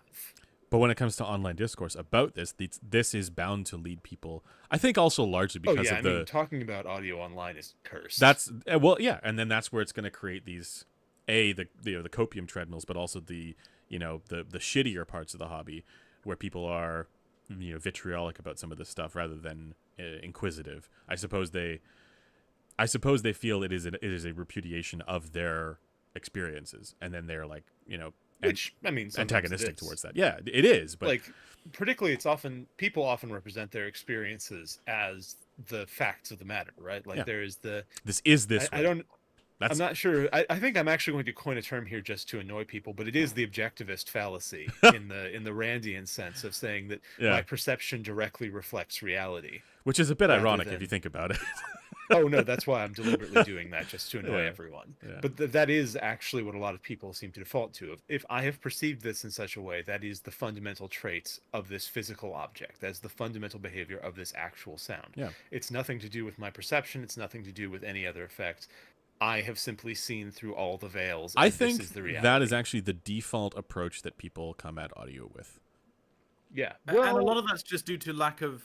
Like, it's not necessarily their fault, in that if you don't actually have an understanding of the sort of mechanics behind HRTFs and things, how would you know that things do genuinely change depending on the like head? You can have I have an announcement to make. Mm-hmm. Mm-hmm. For my CanJam Dallas, I'm going to change the names that I gave to the different categories of people, and I'm going to call the people who reject all the data in favor of their experiences objectivists. I'm just going to make everyone's lives worse, because they are exactly in the Rand sense. You'll have to probably explain it. But it's like, because there's people that will argue preference and say, yes, this headphone is bassier. I agree with you in terms of what we are perceiving.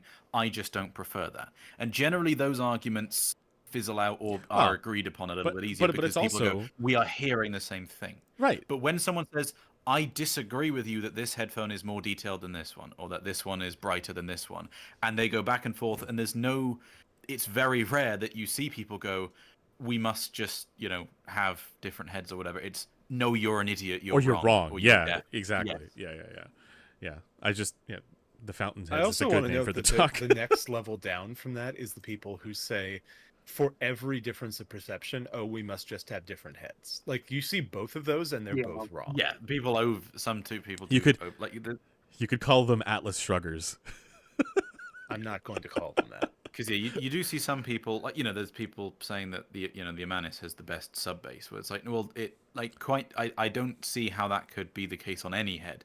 Like, that's not actually a different heads thing. That's just I think a copium thing, most likely. Best is evaluation, right? Like, and maybe that particular presentation. There, so maybe that's what they like best. I guess maybe. I mean, if Griffin was asked to define the best high treble, that's what Griffin would say. Yeah, he'd say no. If it's not there, that's great. I have a question for how this relates to manufacturers designing headphones and what they should be shooting for, because you do see kind of a variety of different approaches to that.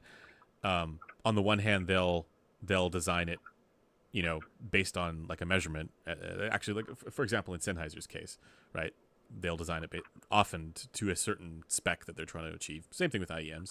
But then there's also tons of them who will just design it for their own ears, making that same mistake, thinking that not just their preference for sound, but their perception of it is universal. And then they will lead their sense of what good is based uniquely on that. And then say, okay, well, no, all these other things are wrong because they don't match what I've determined is good, because this is universally good. I think that there's actually an even more pernicious form of this, and you see this with some of the maybe less versed in headphones brands, where they'll have a combination of that and measuring improperly, and then deciding, oh, this is flat on my improper system, therefore this must be correct. Yeah. And then that becomes a bad reference point, which grounds a whole bunch of incredibly bad subjective decisions. This happens all the time. Doug. All the time. Doug has a thing. What was that? The headphone that we saw at Munich a few years ago, the wireless one, where we were arguing with them about that. Heavies? Oh, no. Unity. Was it Unity? Yeah, the Unity. God, that was Unity. annoying. That one basically kind of, because we listened to it and it had some problems, and Doug was sort of speaking with them about measurement stuff, and they ended up just sort of offhandedly mentioning, and yet we were sort of struggling to get proper consistent seals when the pinner was on, so we just stopped using the pinner, and that made things a lot easier. And we were going, wait, what? Yep. It's like, well, that explains a lot then. And their justification was, well, we've got mixing engineers that love it, so go away. Like, okay. Yeah, that was literally it, which is an argument I hate. Two things. One, I found that in the OG pinna, there's a ridge on the inside of the canal. Yes. That juts out by about 0.4 of a millimeter, and then it opens back up. I didn't incorporate that ridge into this one, so I've done that now, and I'm reprinting the mold. I'm not contributing a lot, so I might go just work on this, because I need to try and get this done today. I think your presence of doing this does contribute, though. I think it's actually better content than the rest of what us dickheads are talking about. I mean, I have a million questions that I'd love to talk about this, but I know it's kind of off topic. Yeah. Did you guys see the results? I don't want running low on spicy takes. Yeah. So for we actually have a few more. We do. Oh, do we? I don't want to take away from DMS's attention to what he's working on, because that is very important work. Did you see the measurements that I posted in the chat? No, not yet. I did. I have commented on them. There's Rob no Hawk comment says, on them. It's just there. Are you fucking look at live stream planning anyway? Rob Hawk says, beware the slaw of weekends past, throw it out now or throw it up later. Yes. And apparently Scott Pleasure had his wife sickened by bad slaw recently. We're very sorry. Unfortunate. Every Focal looks like a fighting game alt skin of every other Focal.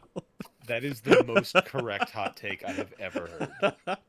I like that. We just got the new announcement of the Focal Lenses, which is it's actually a great name if you think about it, because it's like lenses and focal. It's not bad. I was trying to think of a joke, and it just didn't come to me. It's a failure on my part. I'm sorry. They had a comment on that, which I didn't know quite what to make of, where they said, well, these ones, apparently they are different headphones. Yeah. They're not just like a, they go down color to variant 5 hertz. They go down to 5 hertz. It's like, well, what does that mean exactly? That's the dynamics. That's where the dynamics are. Oh, okay. Actually, hang on. Sorry, I keep bringing this back to Amanis, but there's another thing which, Blaine, you may wish to comment on, which is that one of the things that people were saying that the Amanis, the reasons why the Amanis is so good is because it has higher dynamic range than other headphones. What does that mean? So, and that's one of those ones where, here's the funny thing. We actually do have an example of a headphone that does have higher dynamic range now, courtesy of Constantine. Oh, is it the variations? The variations? Yeah. Yeah, because the variations is an expander. Yeah. The variations gets more sensitive as a function of input level, so it is literally an analog expander. Oh, interesting. That's weird. Yeah, it's very weird. That's very weird. Okay.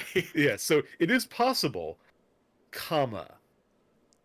is it likely for a ribbon? I've never tried them. Yeah, no, I don't know. We could test it's it. a subtle effect. We'd need to get the Imanis in to see if it does that, but I'm skeptical. I guess, I mean, you can get a bit of a sort of map by just measuring FR at different levels. But well, you're talking about the actual behavior of the device itself. I think people are talking about the effect in music, and that is a subjective. Yeah, they're talking about. Well, the thing is, people say dynamic range in music, and they don't actually mean dynamic range. No. What they mean is like the perception of the peak, right? Like that's almost always what they mean, because no one's talking about, oh, this headphone gets so much quieter than all the other ones, because any headphone can get as quiet as we fucking want, right? Yeah. So what they usually mean is, oh, I feel for a given listening volume that this is so much more explosive on the peaks, and almost invariably that just means that the treble is fucked. Yeah. Because when the treble is fucked, you crank it up more, but it's not as perceptually loud. So when it does hit a crescendo and happens to activate, whatever the actual peaks are, you get a perception of, oh, this is much louder. There's more of a difference between my perception of the RMS and my perception of the peak. That makes sense. I didn't want to ask anyone that is my what they were take, actually meaning, but that would make sense. That is my, because I've had that experience. I recall acutely. I had that experience with an Odyssey. That was the first time I tried an Odyssey, and I had that same thing. I was thinking of it in terms of bass slam, but it's the same thing. I was like, wow, for a given listening level, this headphone feels so much more present physically. And then I was like, wow, my ears hurt. And then I measured how loud I was listening. I was like 10 dB over my normal. Well, because there's no ear gain, or very little comparatively. Yeah, exactly. Well, that one had no ear gain. That was an LCD 2.2, I think. Yeah. Yeah. But that's what people are doing. And also that's where detail comes from. Detail is SPL. It should be noted, conjecture warning. This is just Blaine conjecturing, but that is my conjecture, and that is when people say this is a more dynamic headphone, I hear I cranked it. No, well, when people say a more dynamic headphone, normally I think what they're meaning is basically like punchy. But they were specifically saying it has higher dynamic range, which I think is a different thing. Not just dynamics. And I don't. Yeah, not just like macrodynamics, slam, punch, whatever. I mean, higher dynamic range, which I couldn't quite work out what was behind that. That's just a thing people are saying. That's just like words. Yeah, it might be. What do they mean when they say words? Yeah. Yeah, no, I think that's kind of an unanswerable one, because, like, is that multiple people saying that and agreeing on that? Alexander was saying that, and then a few other people were saying it. Oh, well, yeah, they're probably, like, they're gonna say that because Alexander said that. But if Alexander's saying it, is he may be referring to the actual behavior of the device itself?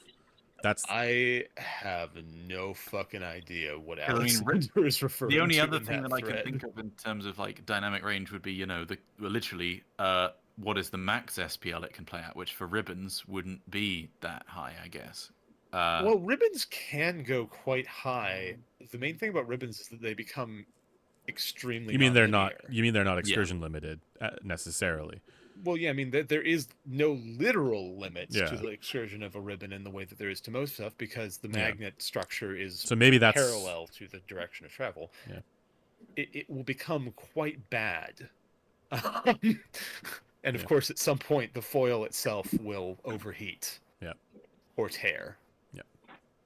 Yeah. Nice. He's going. Reality. That's going to be the new mold. It's a whole new reality. Yeah. Yeah. All right. Now, is it phenomenal reality or numinal reality? So that is a joke that nobody liked. I can't make it because Griffin's not on the stream. Everyone disliked that, and I'm not going to talk about fucking Numina anyway. We could talk about Hume and why he's wrong. No, okay. Let's not do so listen, there are some problems. No. Viewers going down already. Okay, so Nightrise says falling for the FOTM right at the beginning will save you money. I strongly disagree. if you fall for the FOTM, you tend to stay hooked up to that train. Well, yeah. I don't know if I think there's like the good thing to do would be to follow it like once or twice. No, just get something. Listen, find a headphone. Maybe this isn't as true for IMs because IMs are this cursed perpetual treadmill. That's where most of iterations. the FOTM comes from, though. Yeah, but in headphone world, just find a headphone that has been well recommended 1 year ago, 5 years ago, and 10 years ago, and you're probably fine. Frankly, just get an HD 600. You're gonna get some DT 1990s in there. Yeah, you're gonna get some. I consider the 1990 an FOTM. Yeah, I could see that. That's how old I am. Well, still buy that though. FOTY, flavor of the year. Yeah. Yeah. I mean, people still recommend that headphone pretty frequently. Yeah, the 1990 is. Nope. It's a headphone with a lot of potential, but it has some problems. I spoke to a gentleman from Bayer Dynamic at CanJam. Yeah. He mentioned he was going to send some stuff. I need to connect with them and see. I was interested in testing some of their wireless ANC stuff. So. I heard there was a Bayer guy at CanJam who was very mad at me. I mean, anybody from Bayer who's seen your video would probably be mad at you. I'm mad at them for not making more competent headphones. So. Well, I don't know. I'm gonna do a video on the DT990 soon because I want to do more of the It hasn't worn in yet. I just measured it again, and it's still like peaks of death. So I needs to wear in more, I guess. But you need to get one of those headband stretcher things that they use to test headbands. Yeah. Where it like holds the cups and goes. Yeah. Silly. Does it throw it over your shoulder too? Is that part of the? I mean, that's part of the test for me. Yeah. I was gonna also say part of that is gonna be the whoever that data comes from that Joel keeps bringing up about the same DT990 on different heads. Is that Fabian Brinkman's stuff? I'm not sure where that's. I don't remember. Because he's got the data from the different hats, but those are different units. But then there's the in-ear data that was the same unit on different people. I want to say that's no, because the Hootubs database has that data from 600 and 800. I don't remember who the DT990 is from. Anyways, I feel like that is part of the discussion, right? And it's been missed in the current sort of discourse on that product, and it actually does redeem it in many ways because it's like people aren't having the same experience that I'm having with it, genuinely. So could be the DT990 good, could be, and that DMS is coming out with the T90 was really damn nice with EQ. Oof. Okay, I have another. I have another. I don't know if this is a spicy take, but I thought it might have been at the time. We've talked about it in the past, Cameron, as well. But when it comes to EQ, it is a better product where the EQ adjustment is below 3 kilohertz than where the EQ adjustment is above 3 kilohertz. That is my. I would much rather take something where the sort of treble profile is great and I could just throw on a bass shelf or something, rather than something which has the right bass and then I have to spend ages trying to fix the treble. My reasoning for thinking that is also in part because of some of the HPTF variation that we see, particularly above 3 kilohertz. Like as soon as you're dealing with the pinna, everything goes to hell. So if that's great, if the pinna related stuff, so above 3 kilohertz, is great, then we can say this is a better headphone than if the pinna shit is horrible or bad in some way. Well, better for your priorities. It really better with the consideration of EQ, right? Because the other problem, and I get this is criticism that I agree with of us, which is that like, hey, if you're gonna judge these headphones based on EQ, well then all headphones are great potentially, and most headphones are great because you could just EQ them to be great. And it's like, well, that's not really, I think, a fair assessment of the product to say, well, it's a great product because after EQ, it sounds great. If before EQ, it sounds freaking horrible, So to me, there's that dividing line, which is like, did I need to bother doing fine grained shit in the treble to make it sound okay, like acceptable, right? Yeah, there's things for me. It's not a case of whether a headphone can be fixed with EQ, because then yeah, if you spend enough time, you can, for the most part, mostly fix anything. But it's a case of, is it something which I can do very easily? Like, as a general consumer, do I have to really know what I'm doing and spend a lot of time on this? If so, I don't consider it something which is ideal to fix with EQ. It's like Susvara. I like the treble presentation on Susvara. I don't find it's got quite enough bass for me, so I just put a small bass shelf on. That's it. That's all I need to do.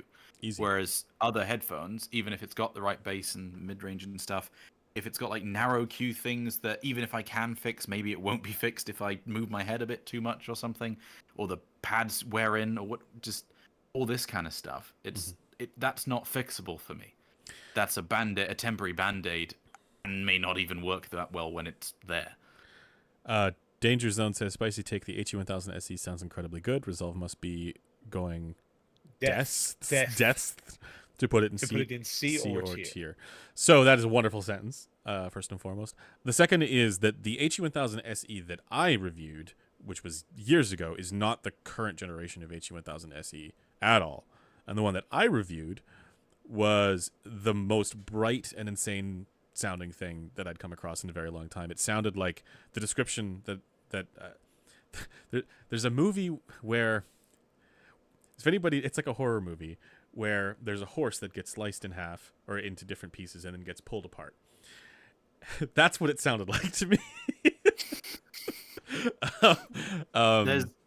I had a similar experience, by the way. So that's, I haven't tried one for a while. The new ones, and I'm told that the new ones are very different. It would make sense because they've had many revisions. They've actually moved over to different magnets from the ones that they were using before, different drivers entirely. So it wouldn't at all surprise me if the current generation of HE1000 SEs are good. It's just that the one that I evaluated from a few years ago was not. Yeah, same deal for me. I haven't tried the new ones, but when I tried it, it wasn't like, I didn't hate them, but I was like, why would I ever take this over an Aria? Yeah. Ooh, that looks good. Wait. What is it? Yeah, that looks good. It's an Adwich. It's an Adwich. Yeah. It's all made with farmers market stuff from here in town. Ooh. Yeah. Hippie. So almost. Servernode says. Yeah. Go ahead. Servernode says almost all headphones are good with EQ, and it shouldn't come up in reviews. I get where he's coming from on this, and I think that reviews should definitely be focused to an extent on not EQ, on the stuff that cannot be fixed. So ergonomics. ergonomics. Yeah. I think every review should at least consider EQ, right? And then have, but I don't think that judgment should be based around products where it's like, yeah, this product is amazing because I was able to take 16 filters to it and make the frequency response perfect. It's like that's not really about the product then, is it? Sony ZX110. Yeah, we did what we could. That we did. The ZX110 sucked. Yeah. Mm-hmm. One of the weirdest experiences of my life. I think Amir liked it. It's on his recommended list. One of the weirdest experiences of my life was someone being like, I told some guy who was a friend of a friend that I was involved in the audio industry, and I was like, "Oh yeah, I got recommended these sick headphones by some audio expert," and I was like, "Oh okay," and then he pulls out a pair of the X110s. I'd never heard them. I was like, okay. Now, which audio expert? Sound just as good as, I don't know. I mean, this guy was several years ago, so it would have been someone from old YouTube probably, or maybe from a CNET thing or whatever. I don't know. But he brings them out and he's like, yeah, these are as good as $100 headphones. And I listen to them and I'm just like, wow, this is really, really not a good experience for me. Yeah. And I'm just sort of trying to figure out, how do I tell this guy? He's like, what do you think? And I'm like, I'm not a huge fan. And he's like, no, dude, they're great. I'm like, yes, see, you're wrong. It is this way. They are great. Categorically, that's just how it works. Your quote, Blaine, is like, no, you didn't have that experience. I have a chart. Yeah. I think that case is a stage correcting filter. Ugh. Yeah. Discussion topic for next week. Is it worth discussing the differences that different tips make to IEMs? No, because IEMs aren't worth discussing. I think IEMs are worth discussing. I disagree with Blaine, just to be the ballast for his terrible takes. Mega 5 ESG is the best audio product I own. See, it doesn't work for me because it doesn't fit my ear properly. Didn't we just determine that if that's the case that you're just wrong? Yeah, my ears are physically wrong. It's the incorrect. We should swap it with one of the ones that you're printing. Just cut it off, pull it on. To get to the ear tips topic, I don't think that we should dedicate a whole stream to this. Maybe a topic, but they do make a difference, and oftentimes bore size is a factor, and the MegaFest is a good example of that, where the small bore is considerably better than other bore. And also coffee tips are bad. Imagine if you had a clip on your head and you could have a pinna prosthetic and change out your pinna. That's endgame, right? Is it? Is it? You know what? I don't like the peak that these headphones have. Let me change my transfer function. Yes. You're not changing the headphone. I mean, there is a sense in which, like, you're kind of doing this. That's the same thing as just EQ. You're just EQing a different thing. With surgery involved. Yeah. Yeah. All right. Okay, so I want to address something in chat, which is Impulse says at larger volumes the magnetic grip weakens with the coil in the outer edge of the magnetic field. So with varying loudness, the EQ notch have a varying effectiveness. On which headphone? On any headphone, the only scenario where the EQ notch effectiveness will change is if you are getting to the point where the headphone is broadly nonlinear. Like you're increasing the volume by 1 dB and it's not increasing the volume of that, or like the voltage by 1 dB, and the output volume is broadband, not rising by 1 dB. Because a notch, unlike a peak, you're not going to run into, the notch is hitting the nonlinear limits. The only way a notch can go wrong is if all of the headphone is compressing. So don't worry about whatever that was you were talking about. I'm just trying to see if there's anything else that we can insult chat about, because that's apparently what we do here. I mean, Jack has an interesting question. Are measurements really relevant for on-ears? Wasting an interesting question on us. Are measurements really relevant for on-ears? Because they crush the pinna. Yeah, I mean, I think that the answer is that on-ears are really, really hard to predict subjective behavior with measurements. Maybe it's not. They're not. On-ears are just kind of cursed. Do you have to like change the condition of evaluation given that the pinna deformation is guaranteed? I mean, there's a lot of things that make on-ears hard. The big question is, should we even make on-ears? No. Like categorically no. On-ear headphone. Porta Pro. No. We love the Porta Pro. I hate the Porta Pro. I just hate that it crushes. It's excellent. I just hate that it crushes the pinna. The Porta Pro isn't excellent for the price because the fucking KSC 75 is cheaper. There you go. All right, next stream. KSC 75 is also great at its price. KSC 75 is. I don't want to talk about these anymore. Next stream, critique other channels and sites. Beef with everyone in the community. Well, we have Blaine. Let's do it. Well, okay. Pick who do you want to go at? Who would you who's choose? Left? Like, okay, who have we got? We've gone after ratings. We've gone after Darko. We've gone after. I said that I hated Marv today. Okay, today, yeah. So we've gone after SBAF. We've definitely gone after ASR. We've beefed with ASR. We've gone after Headfi. Yeah, we've gone after ourselves. We've gone after ourselves quite a bit. Yeah. Who else? We went after the guy who uses AI to write reviews. We've gone after Stereophile. We've gone after. I make fun of Joshua Valur a fair amount. Yeah. Shout outs to Joshua Valur. It's fun to hang out with him in person. We've gone after Zeos. He does not feel as soft as you would think from his name. Yeah. He's a hard boy. Who else? We've gone after Passion for Sound. We've gone after. I'm just listing like Passion everybody. For Sound again? The dude who did the. Oh, fake Lachlan. What do you guys think about pickle-related transfer function? It's got a nice crunch. I do not like pickles. That's PRT. I do not like pickles. That's what we should think of when it comes to PRTF is pickle related transfer Someone in function. chat says Blaine is Sean Olive's bulldog. We have also gone after Sean Olive.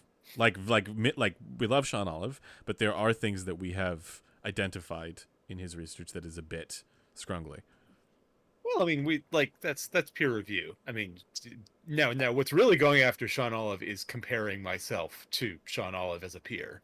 Oh yeah, that's the highest insult I have ever paid to Sean Olive.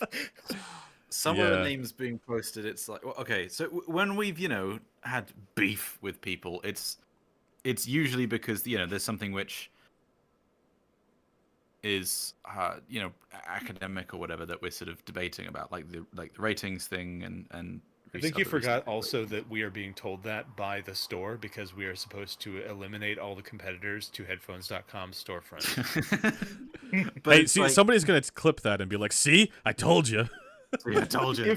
If someone does, I think that is self-mocking. But then, yeah, I mean, there's some of these names here.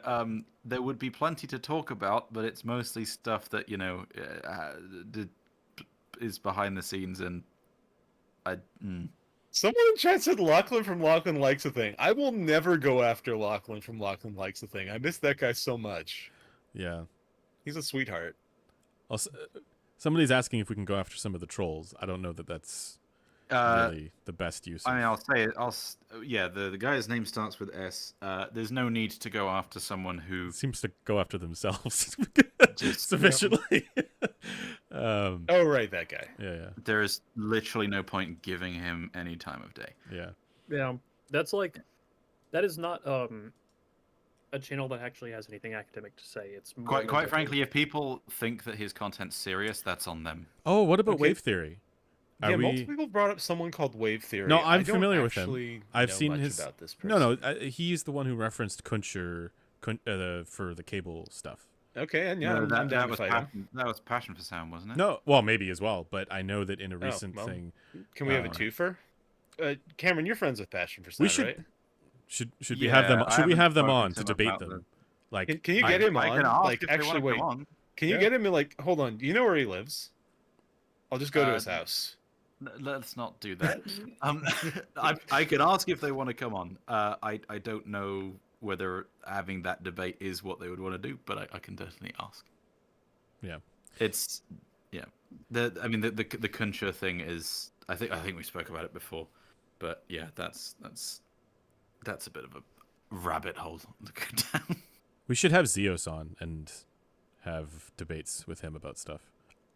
He's not really much of a debater, though. He's just like Zeos is too smart to care about any of this shit. He's too Chad for us. I mean, no, like I'm serious. Try to talk to Zeos about some of this shit in person. He won't. He just wants to talk about talk about what he enjoyed, talk about anime pornography, and then just go off and do something fun. Dude is much too smart to waste time on this. Yep. Spractual, sorry, I just got to say this.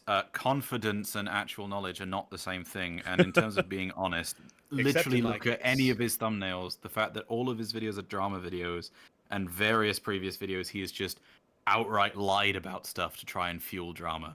He's desperate for attention, and that's about it. And we're not going to give him any time of day. And quite frankly, no one else should either. Like, the thing is, there are people like that in every. I've said this before, but there are people like that. Oh in yeah, every and he got space. literally banned from attending Can Jam. Yeah, so. no, people who sort of they're sort of self-made pariahs, right? Like, in all kinds of different subcultures, there is probably something wrong there, and I reference this all the time, but are we still talking people about who this guy? People who lash out at the world are usually affected, have had something happen, and I don't want to. That guy's channel started when he was banned from my Patreon chat. Jesus Christ, I don't care. Anyways, there's also that. Yeah. So let's see if we can get either Passion for Sound or some of these other. I don't know if you want to debate the gentleman from Wave Theory about. I don't know who. So is Wave Theory just the latest coming of Hans Beekhuizen or whatever? I don't know. No, Hans Baker's kind of his own thing. Colin Robinson on the show for Halloween? Do you mean Andrew Robinson? Wave Theory usually just like reviews headphones and amps and stuff. He doesn't like. I don't think he's really done much sort of like he's mentioned in videos a couple sort of slightly snake oily things, but that's about it. Passion for Sound's the one that's done the more sort of like dedicated videos on stuff like blind testing USB cables. And I thought he quit. I think he did, and then he didn't, and then he unquit. Well, we can fix that. I'll ask him, but I'll obviously have to make clear that it's gonna be spicy. I promise not to use any slurs. I don't think that's the problem, but also I'd hope that wouldn't be the case anyway. Yeah, no, I say that whenever I come into a room. And for some reason, people always ask me, wait, does that mean you say slurs? I'm like, I just told you, I promise not to. Why would you ask me that? Let's say, what is it, the fallacy of origin? Or like, it's one of those, I can't remember which one.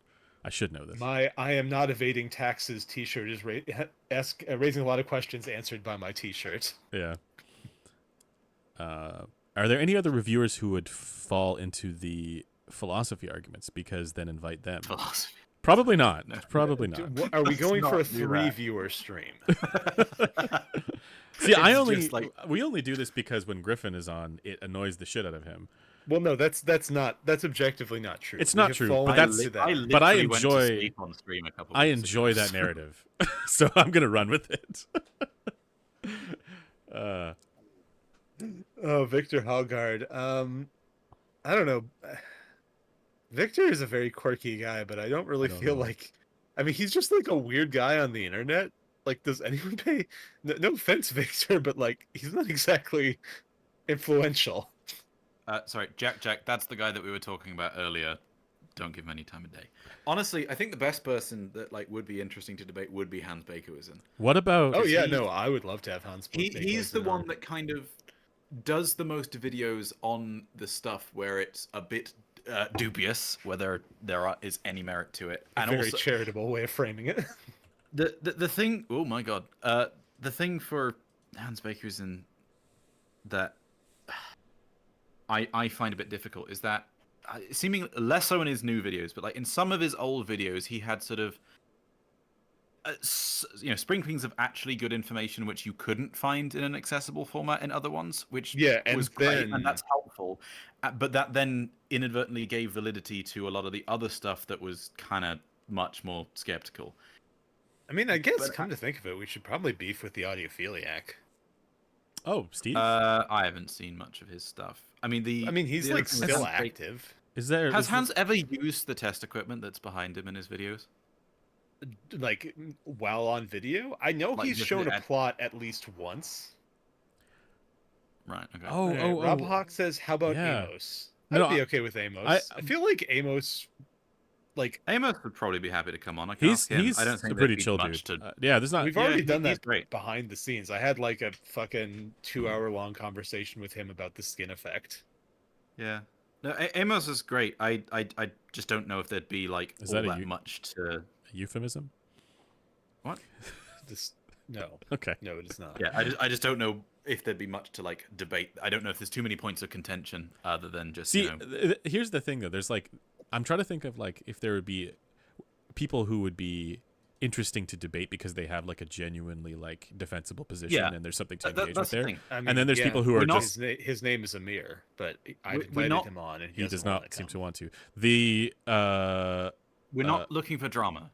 Well, no, we are. Blaine is looking for drama. I'm not actually looking for drama. I just am looking for a fight. There you go. A fight doesn't have to be drama. If someone has wild claims that they make and there's no way that they'd even be able to talk about it in any kind of interesting way, there's no point having a debate because it's not going to be interesting.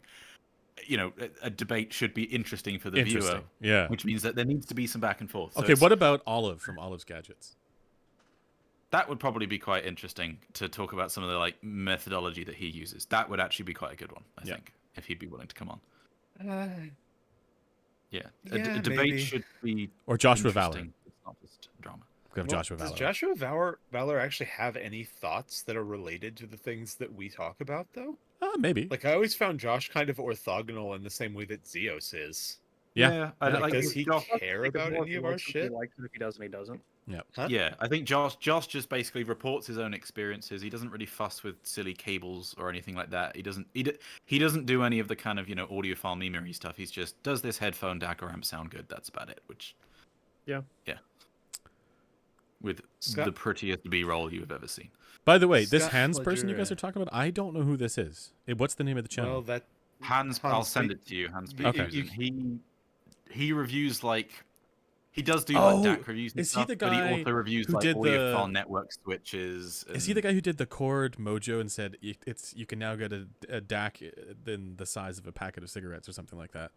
Not sure. Don't think so. He doesn't tend to hold the product up in his videos. That thing that Nightrise is mentioning is because after I did my MQA video, he posted a video which was a little odd because it was basically just reading through the CVs of various people involved within MQA and then going, well, see, Cameron must be wrong, and not actually responding to any of the evidence put forward in my video. So I think he got a bit. But have you read their CVs? Yes. Maybe you should read them again and then revise your video. Someone chat. He was big on MQA. Harchu says, I'd love to see Amir here regardless of all the drama. He's a big, valuable person in the hobby. Kind of a weird phrase, big, valuable person, but no, I actually agree. And when I've invited Amir on, my goal is not to have a conflict. I actually think we agree on almost everything, which is one of the reasons that I Amir would agree on a lot, I think. Yeah, I think that Resolve and Amir agree on more than I do. It's just that they have drama. Well, you also have drama. Methodology. I think that's kind of the problems that people have with Amir is that he just has very lazy, flawed testing methodology. Well, we talked about this before. Things that bother us when we are looking at in general with this stuff is laziness, and that I feel like that's the case. Unwillingness, we've talked about this behind the scenes, but unwillingness to revise something when it's been shown to be methodologically flawed. Right. And to me, that's posting a Sennheiser headphone with aftermarket leather pads on it instead of velour pads, evaluating it that way, and then when people say that pads have an effect on the sound and that you should evaluate the stock pads, him arguing that pads have no change in frequency response is pretty dumb. So I want to come to bat on the lazy thing.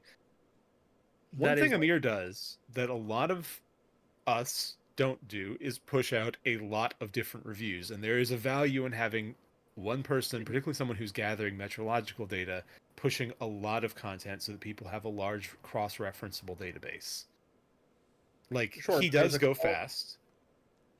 There's quantity and then there's quality. He's not particularly careful with his But methodology. the majority of his measurements are perfectly fine. With how many of them have notable errors, it's hard to trust when one is going to be reliable. No, I don't agree with that in the slightest. You can cherry pick a few examples, but you can do that for anyone. That's what I feel it's not so much the error that bothers me. It's the doubling down. To correct it. Yeah, it's the doubling down and saying no. Yes, this is if you think I did, this is what it amounts to, is if you think I did something wrong here, the problem is with the product, not me. And it's it gets to this sort of defensive doubling down. Yeah, and it's but we can clearly show where the error, and I'm thinking of the one where he didn't get a seal on the thing and then complained about the base. And it's some of this could very easily be solved if you just went back and did it again and checked for this. And he has a resistance to doing that. And that's sort of my complaint. So I am going to keep devil's advocating here because I think that in this, in the last 5 minutes, we actually see some of why, which is that I think a lot of times people complain about Amir under, frankly, false premises. The premise that his data is generally unreliable is one that, as someone who is, I would say, by far the most interested in headphone data of anyone here, not true, and it's something that people will say. And when you have a lot of people who are making unreasonable complaints, but that's not quite it though. That's not it. It's not the data capture that's the issue. Even though there are errors that sometimes happen. No. So but it's the judgments that occur around it. For example, I agree with that. Yeah. Okay. So I agree that I did a presentation which was heavily indicting the way that Amir does data analysis. I don't like it at all. But I think that I understand why, as someone who is basically a nexus of drama, his default assumption is that any criticism that he faces is bad faith, because I've seen a large sampling of the criticism that he faces, and the majority of it is bad faith. Now, this doesn't mean that you can just say, oh, well, I'm never going to engage with criticism in good faith ever again. However, it does mean that it's understandable to me why his assumption when you say, hey, I think there's a problem, isn't, oh, this is just some helpful person. It's, oh, this is some asshole. Garlic Biscuit's got a point, which is that Amir's data is helpful. I mainly don't like the community around ASR. I think where I'd kind of fall is that there have been instances where I think, there's been a clear issue or problem that's been shown and he's refused to correct it, which I do think is bad. Generally speaking, I do think his data's reliable, and when I've tested stuff that he's also measured, my results have aligned very closely with his. My two main issues are that I feel that his testing is a little incomplete. I think there's a lot of things which he could/should be testing for source gear particularly, which aren't tested. But even for headphones, not showing excess group delay, and then and then complaining about internal resonances. Well, he also in that case the complaint is he shows too much from our point of view. Yeah, actually. Show that. Well, we do. No, to be clear, there's a lot of stuff which just doesn't. If there's debate about that, we do show it. We're like, yeah, no, look, there is no. We go here, but let's get back to Cameron's general point. Yeah. Like I think that I understand the kind of what Blaine said was a good point about, if generally speaking, so many people are coming at you in bad faith, it is often hard to take a step back and realize when someone is being genuine. And there's a few situations I've seen where I can kind of see that may have been the case, where, Amir sort of shut down an argument probably because he assumed it was in bad faith, even if it wasn't, but it's reasonable to understand how he just assumed that it was. Other times, I think less so. But I think, to be honest, the problem isn't so much Amir, it's that you can't have the debate on ASR because everyone else there attacks you and sort of will jump on Amir's side to such a heavy degree that I don't even think that he necessarily himself would at all times. Like, it makes conversations impossible. And it really should be emphasized, it's not the whole community. There are maybe there's some fantastic people there. Yeah, like I can think of maybe 10 people on ASR who I think actively detract from conversations, and they're very vocal. Yes, and prolifically.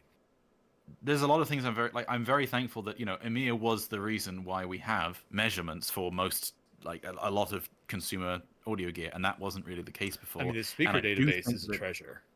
Yeah, and generally speaking, I think that has been a hugely positive thing. I also disagree with his general sort of analysis methods, both on headphones with the sort of single line thing. Yeah, that doesn't make any sense. With source gear on the Synad only reliance. But I'm very, very happy that the data exists and that he's made that available. And I think that things would probably be in a far worse place if he hadn't done that. So, I don't know. I think. Also, someone in chat mentioned, but I think we should also note, I very much appreciated him standing with Aaron during the Tecton thing, and also with Cameron during the DCS thing. Yeah, he supported. Hugely grateful. As in that case, he was like, no, obviously me and Amir have had our differences. We've had some, strong I'm banned from ASR, but in that situation where I was being sued for a manufacturer accusing me of basically lying, both in objective data and therefore my subjective stuff being wrong, it wasn't even a debate. He was like, yeah, let me know what I can do to help. And that was massively helpful. So thank you very much to Amir for that. But this is the thing. Right now we're having a debate about this stuff. You can have a difference of opinion with someone, and having a debate about it is interesting. Dunking on someone who's doing something stupid and can't defend it in any way and is just, memeing on cables or whatever isn't interesting. Yeah. Although, at the same time, that's just not fun. It might be more beneficial to the consumer.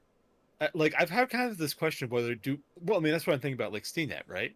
We never think about CNET because CNET is a joke. I mean, who here would think about CNET as an audio reviewer?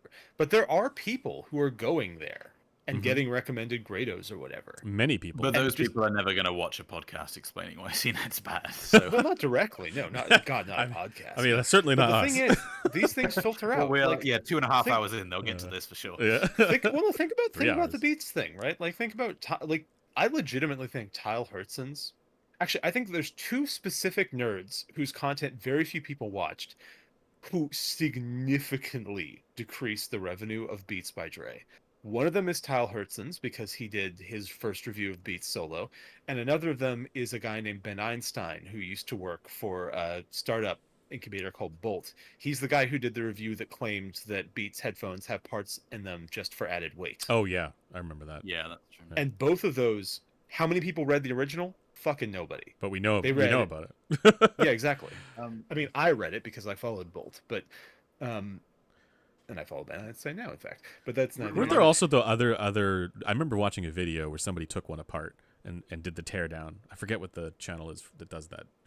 But yeah, found it? Maybe. Oh well, Jerry. Jerry, I mean, like, yeah. It spread after that. Is Yeah, what I'm saying. yeah. Though. Like it started with somebody who's just like, I'm going to do a super nerdy blog about how you design something for manufacturing and how a headphone is made.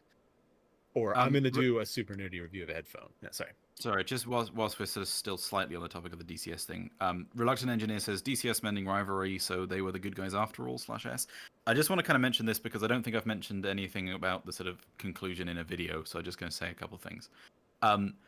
So, as it turns out, there was one individual at DCS who went out of their way to convince the managing director, David Stephen, that the only reasonable option was to sue me. I still don't think that it was the right thing to do for David to have, signed off on that. But given the circumstances of what this individual had not just told him, but lied to him about, faking even things. Going so far as to falsify emails from people that were not him to try and make it look like meetings had happened that had never happened and things like that, I can totally understand why in David's position he may have felt that that was necessary to do. Once it became clear that this individual was being malicious and had lied on various occasions, the individual was no longer with the company. A few hours later, David called me to apologize, and since then, he's been working hard to put things on a good track. So, as I said, I don't think that he should have signed off on that, but I also want to make clear that it was not a case of like DCS went, oh, we're getting backlash, we'll just backtrack on it. That's not what happened. There was some pretty severe malicious intent involved from one individual who is no longer there. And so so I just wanted to say that the people at DCS have been great. So yeah, just thought I should mention that. Who do you think we would be able to bring on to have a good faith disagreement about where there is a productive and interesting dialogue? Nobody. I think Lachlan probably would be willing to do it. I'll ask Lachlan. Really? I think he would. I think so. He's like I'll ask and see what he says. But I was more curious to get a debate between Blaine and the Kuncher cable person. That was Lachlan. Oh, was it Lachlan? I thought it was Wave Theory. Yeah. That was. No, I mean, it's probably I don't think both. Wave Theory may have mentioned something else as well, but I'm pretty sure I forgive me if I'm wrong. I'm pretty sure Lachlan's video about the cables was based on the Kuncha thing. Yeah, that would make sense. Okay. Yeah. No Dexter, there's no Golden Sound DCS collapse. Jack, what happened with LTD? They bought the B&K like a year ago. More than. Or longer. Have they been using it? Yeah, they have. It's just that infrequently. Yeah.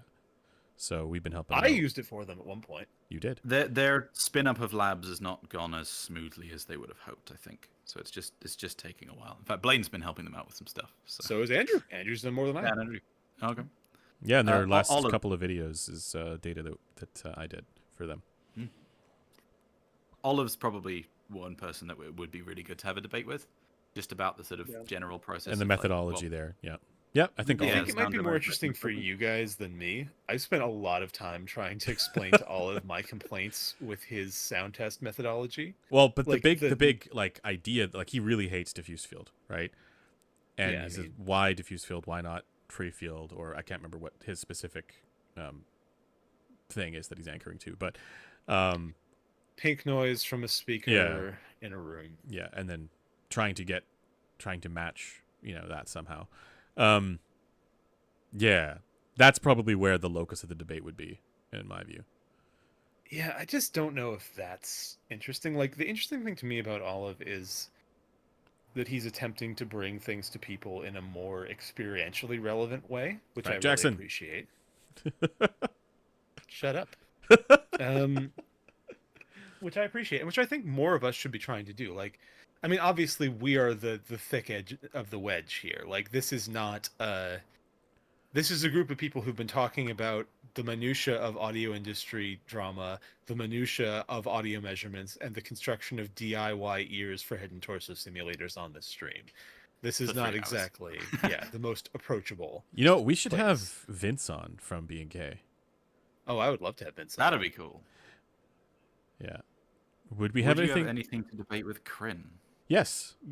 Griffin says, I want to see a debate with Jude. I would so love that. He's not interested, at least last time I checked. Constantine versus Blaine in a deadlift competition? I mean, I would be destroyed. Most people I can probably deadlift more than anyone else here. Dan Foley. Constantine can probably lift twice what I can. Dan Foley. How about Dan Foley? Remind me who that is? That's he's done all kinds of CanChamp talks. I believe. Yeah, no, is he the periodic whatever it is? I don't know. He's the person Jude talks to a lot about measurements.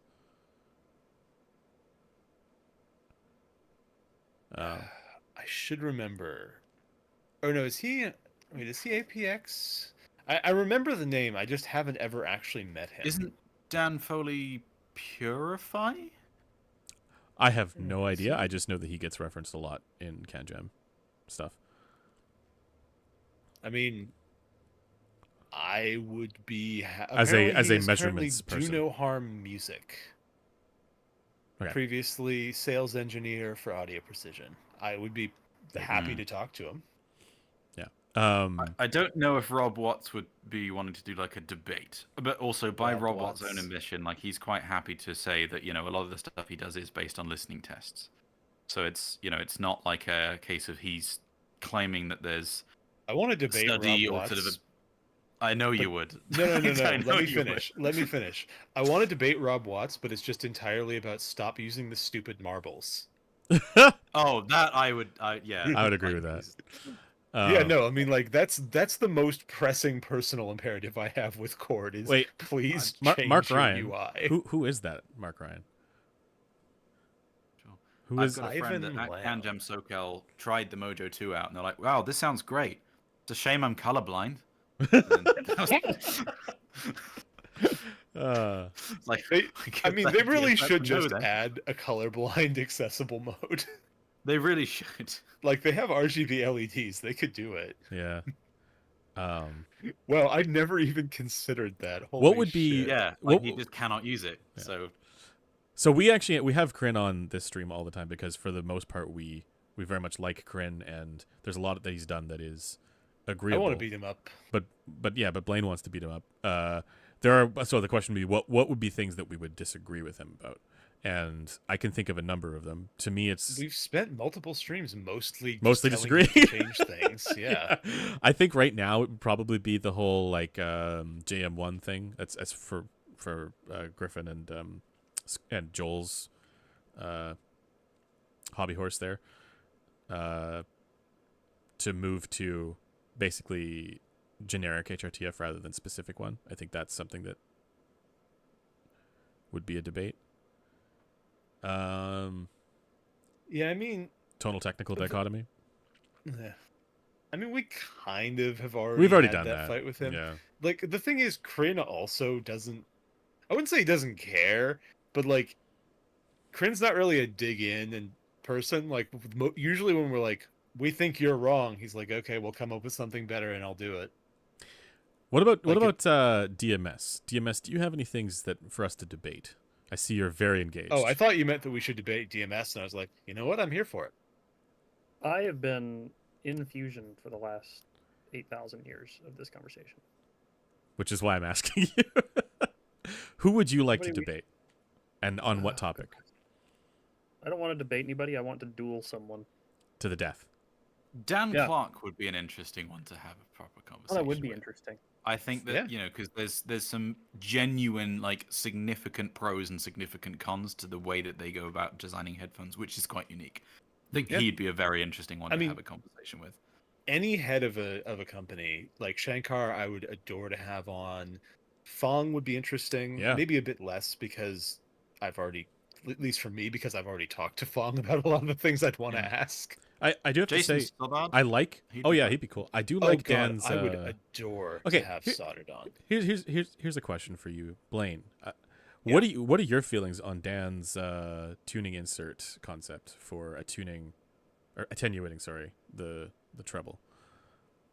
I mean, I think that in premise, giving people adjustability is a good thing. Yeah. I think that given the variability of Dan's headphones, they would not be the candidate I would select. Well, it's not the only thing that would need to be, because the problem there is the variation Yeah. on heads. But if that weren't a factor, right? Like, I actually think for the ones if that that don't weren't have a factor and the effect was consistent across Yeah. people, I think that it would be worthwhile. I think that you do run into a bit of a different, like, of an alt pad problem here, more actually, but where it's like maybe it'll be good for you, but for a lot of people it's just going to result in which one do I like better of these two flawed things. Yeah. And maybe that energy would have been better put into making something that was slightly better. Yermo. We should have Yermo on. The problem with a lot of great. these people is that while they would be genuinely fantastic to have a proper discussion and like a debate with, whilst Debate many me, of the bro. people we have had proper like debates with, privately and stuff, on very friendly, constructive back and forth, as the head of a company or the face of a company, you inevitably have to consider the marketing effects, and so a lot of them are not going to be willing, even if they are perfectly reasonable people, they're not necessarily going to be willing to come on to a podcast knowing that a lot of their core design aspects. Well, yeah, are like be I mean, Blaine was having a debate with Alexander on Headfi, right? It's like I can understand.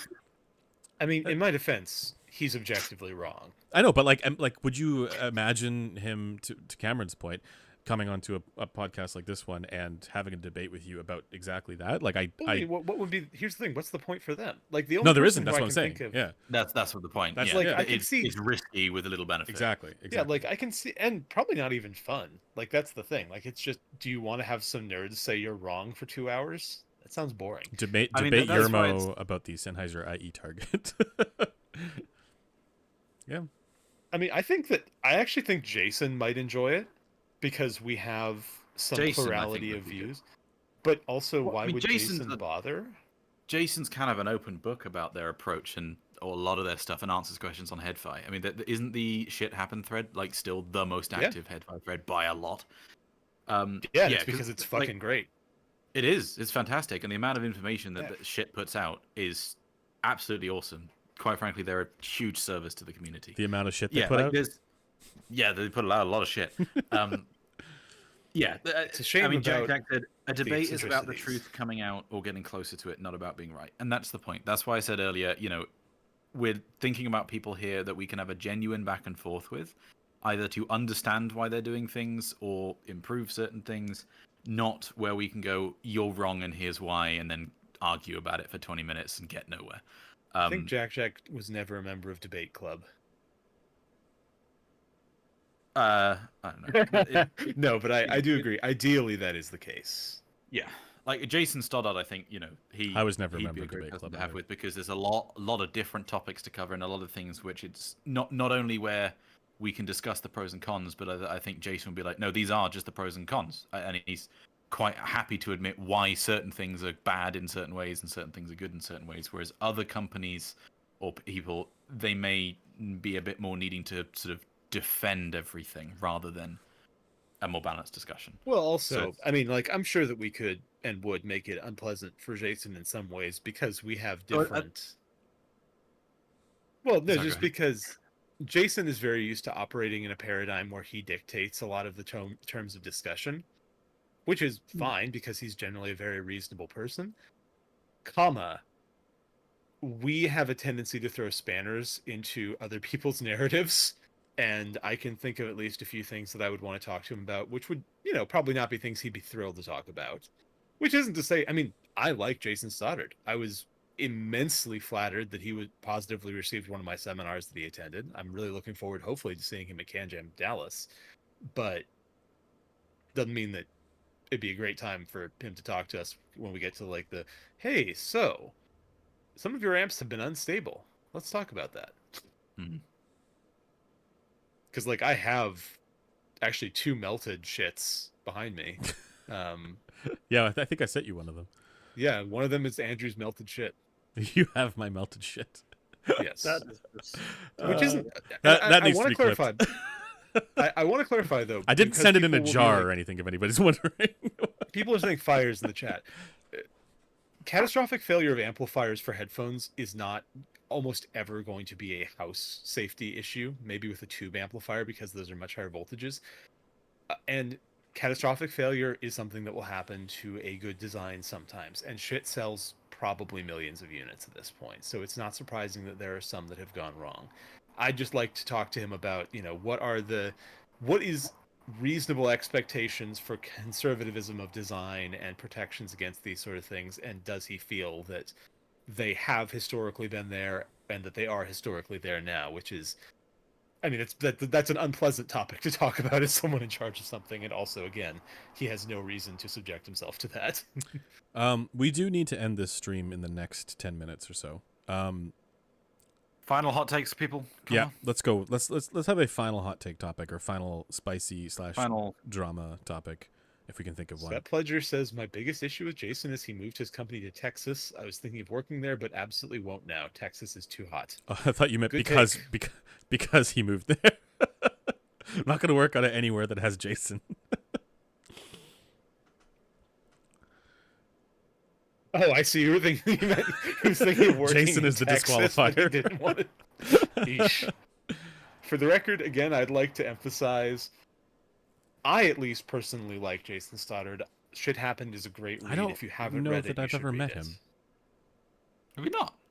Or if I have, it's at a show briefly. I don't think that I've ever spoken to him. Jason's great. Yeah. He's fantastic.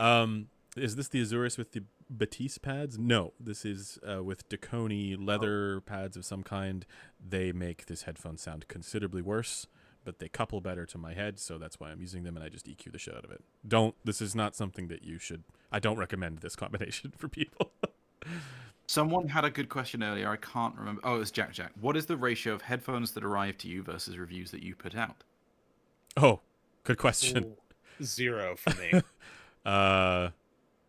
I would say, you mean arrive to me and then we evaluate and then.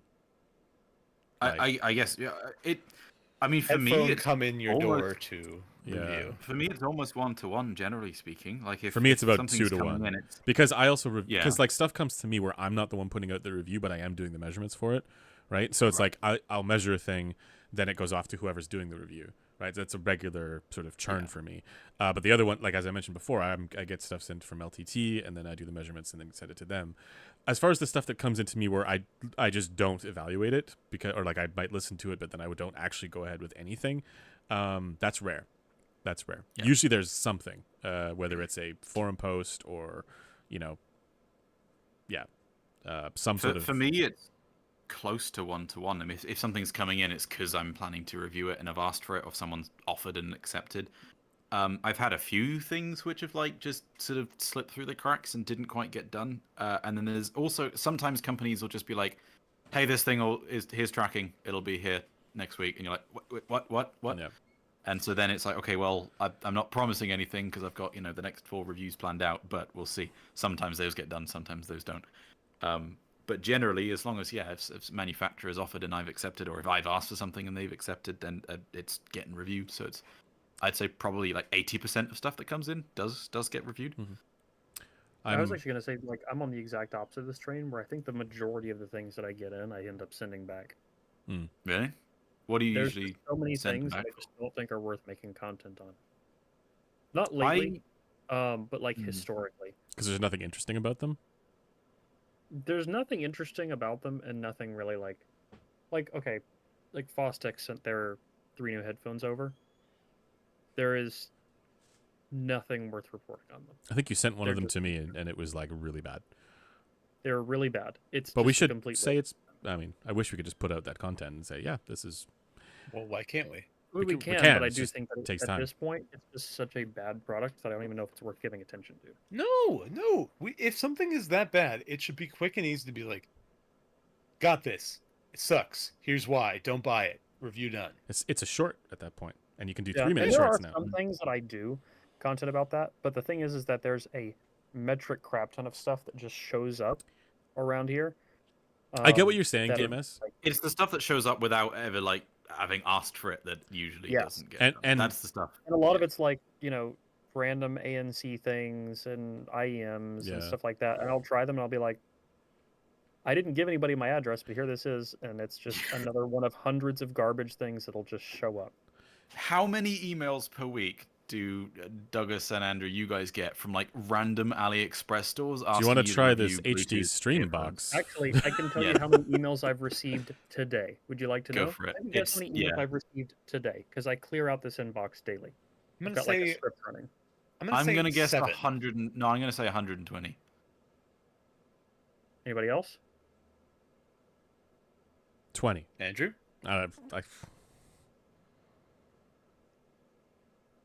No? Okay. 4,758 today. What the fuck? Nice. To be fair, how many of them are actually offering products?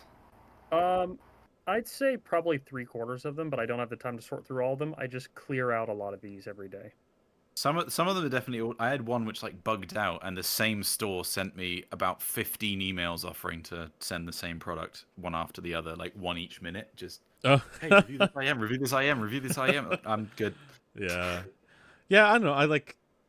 It's a new high pressure marketing technique. I was gonna say though, DMS Raycon offered to send me some, which I'm gonna accept and do a video on. But that's the thing, right? Like there are products that come in that are bad that nobody gives a shit about anyways, and then there are products that come in and that are bad that people are talking about, and it's like those are the ones that actually really do need to be like attention like needs Raycon. to be given. I shit you not. This is an IEM called CuckTech.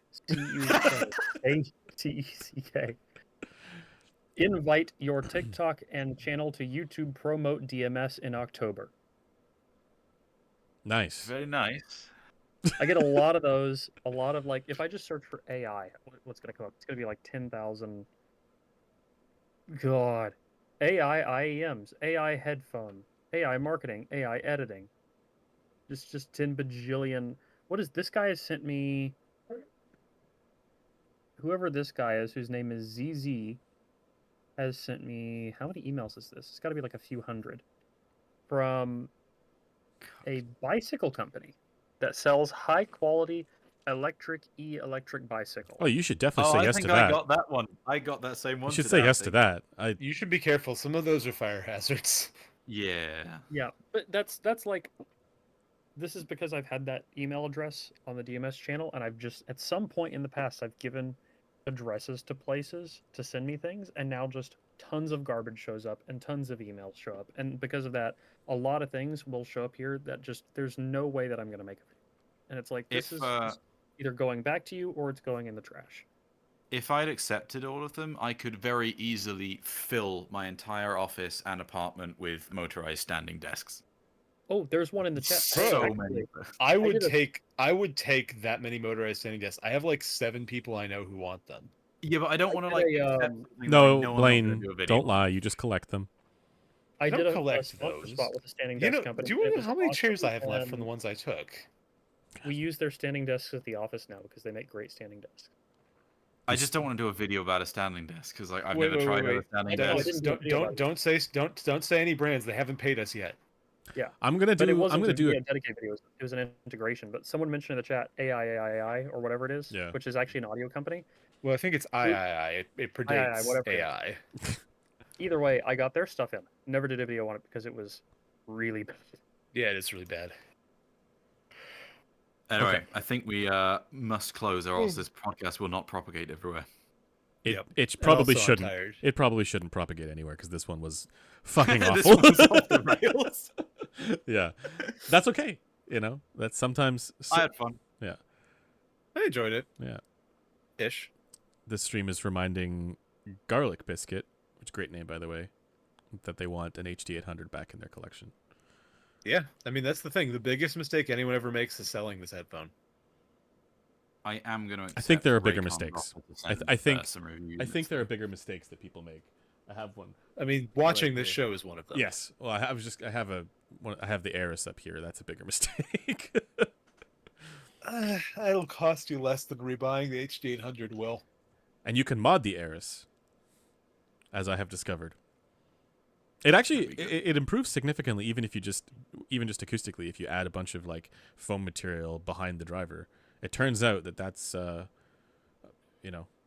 that's what it probably should have had in the first place. MGA says this is my favorite podcast you guys have done. Lots of curse words. Have I been swearing that much? Well, you said you wouldn't use slurs. Swearing a bit. You didn't use slurs. You didn't I say. did not use slurs. You didn't say you weren't going to use curse words during the commercial breaks. I was best very thing to come out of this podcast is the GIF of Blaine chucking the HD800 over his shoulder. Though. That is Discord now. We should do more of that. We should have more. Like, can we break this headphone? Bits.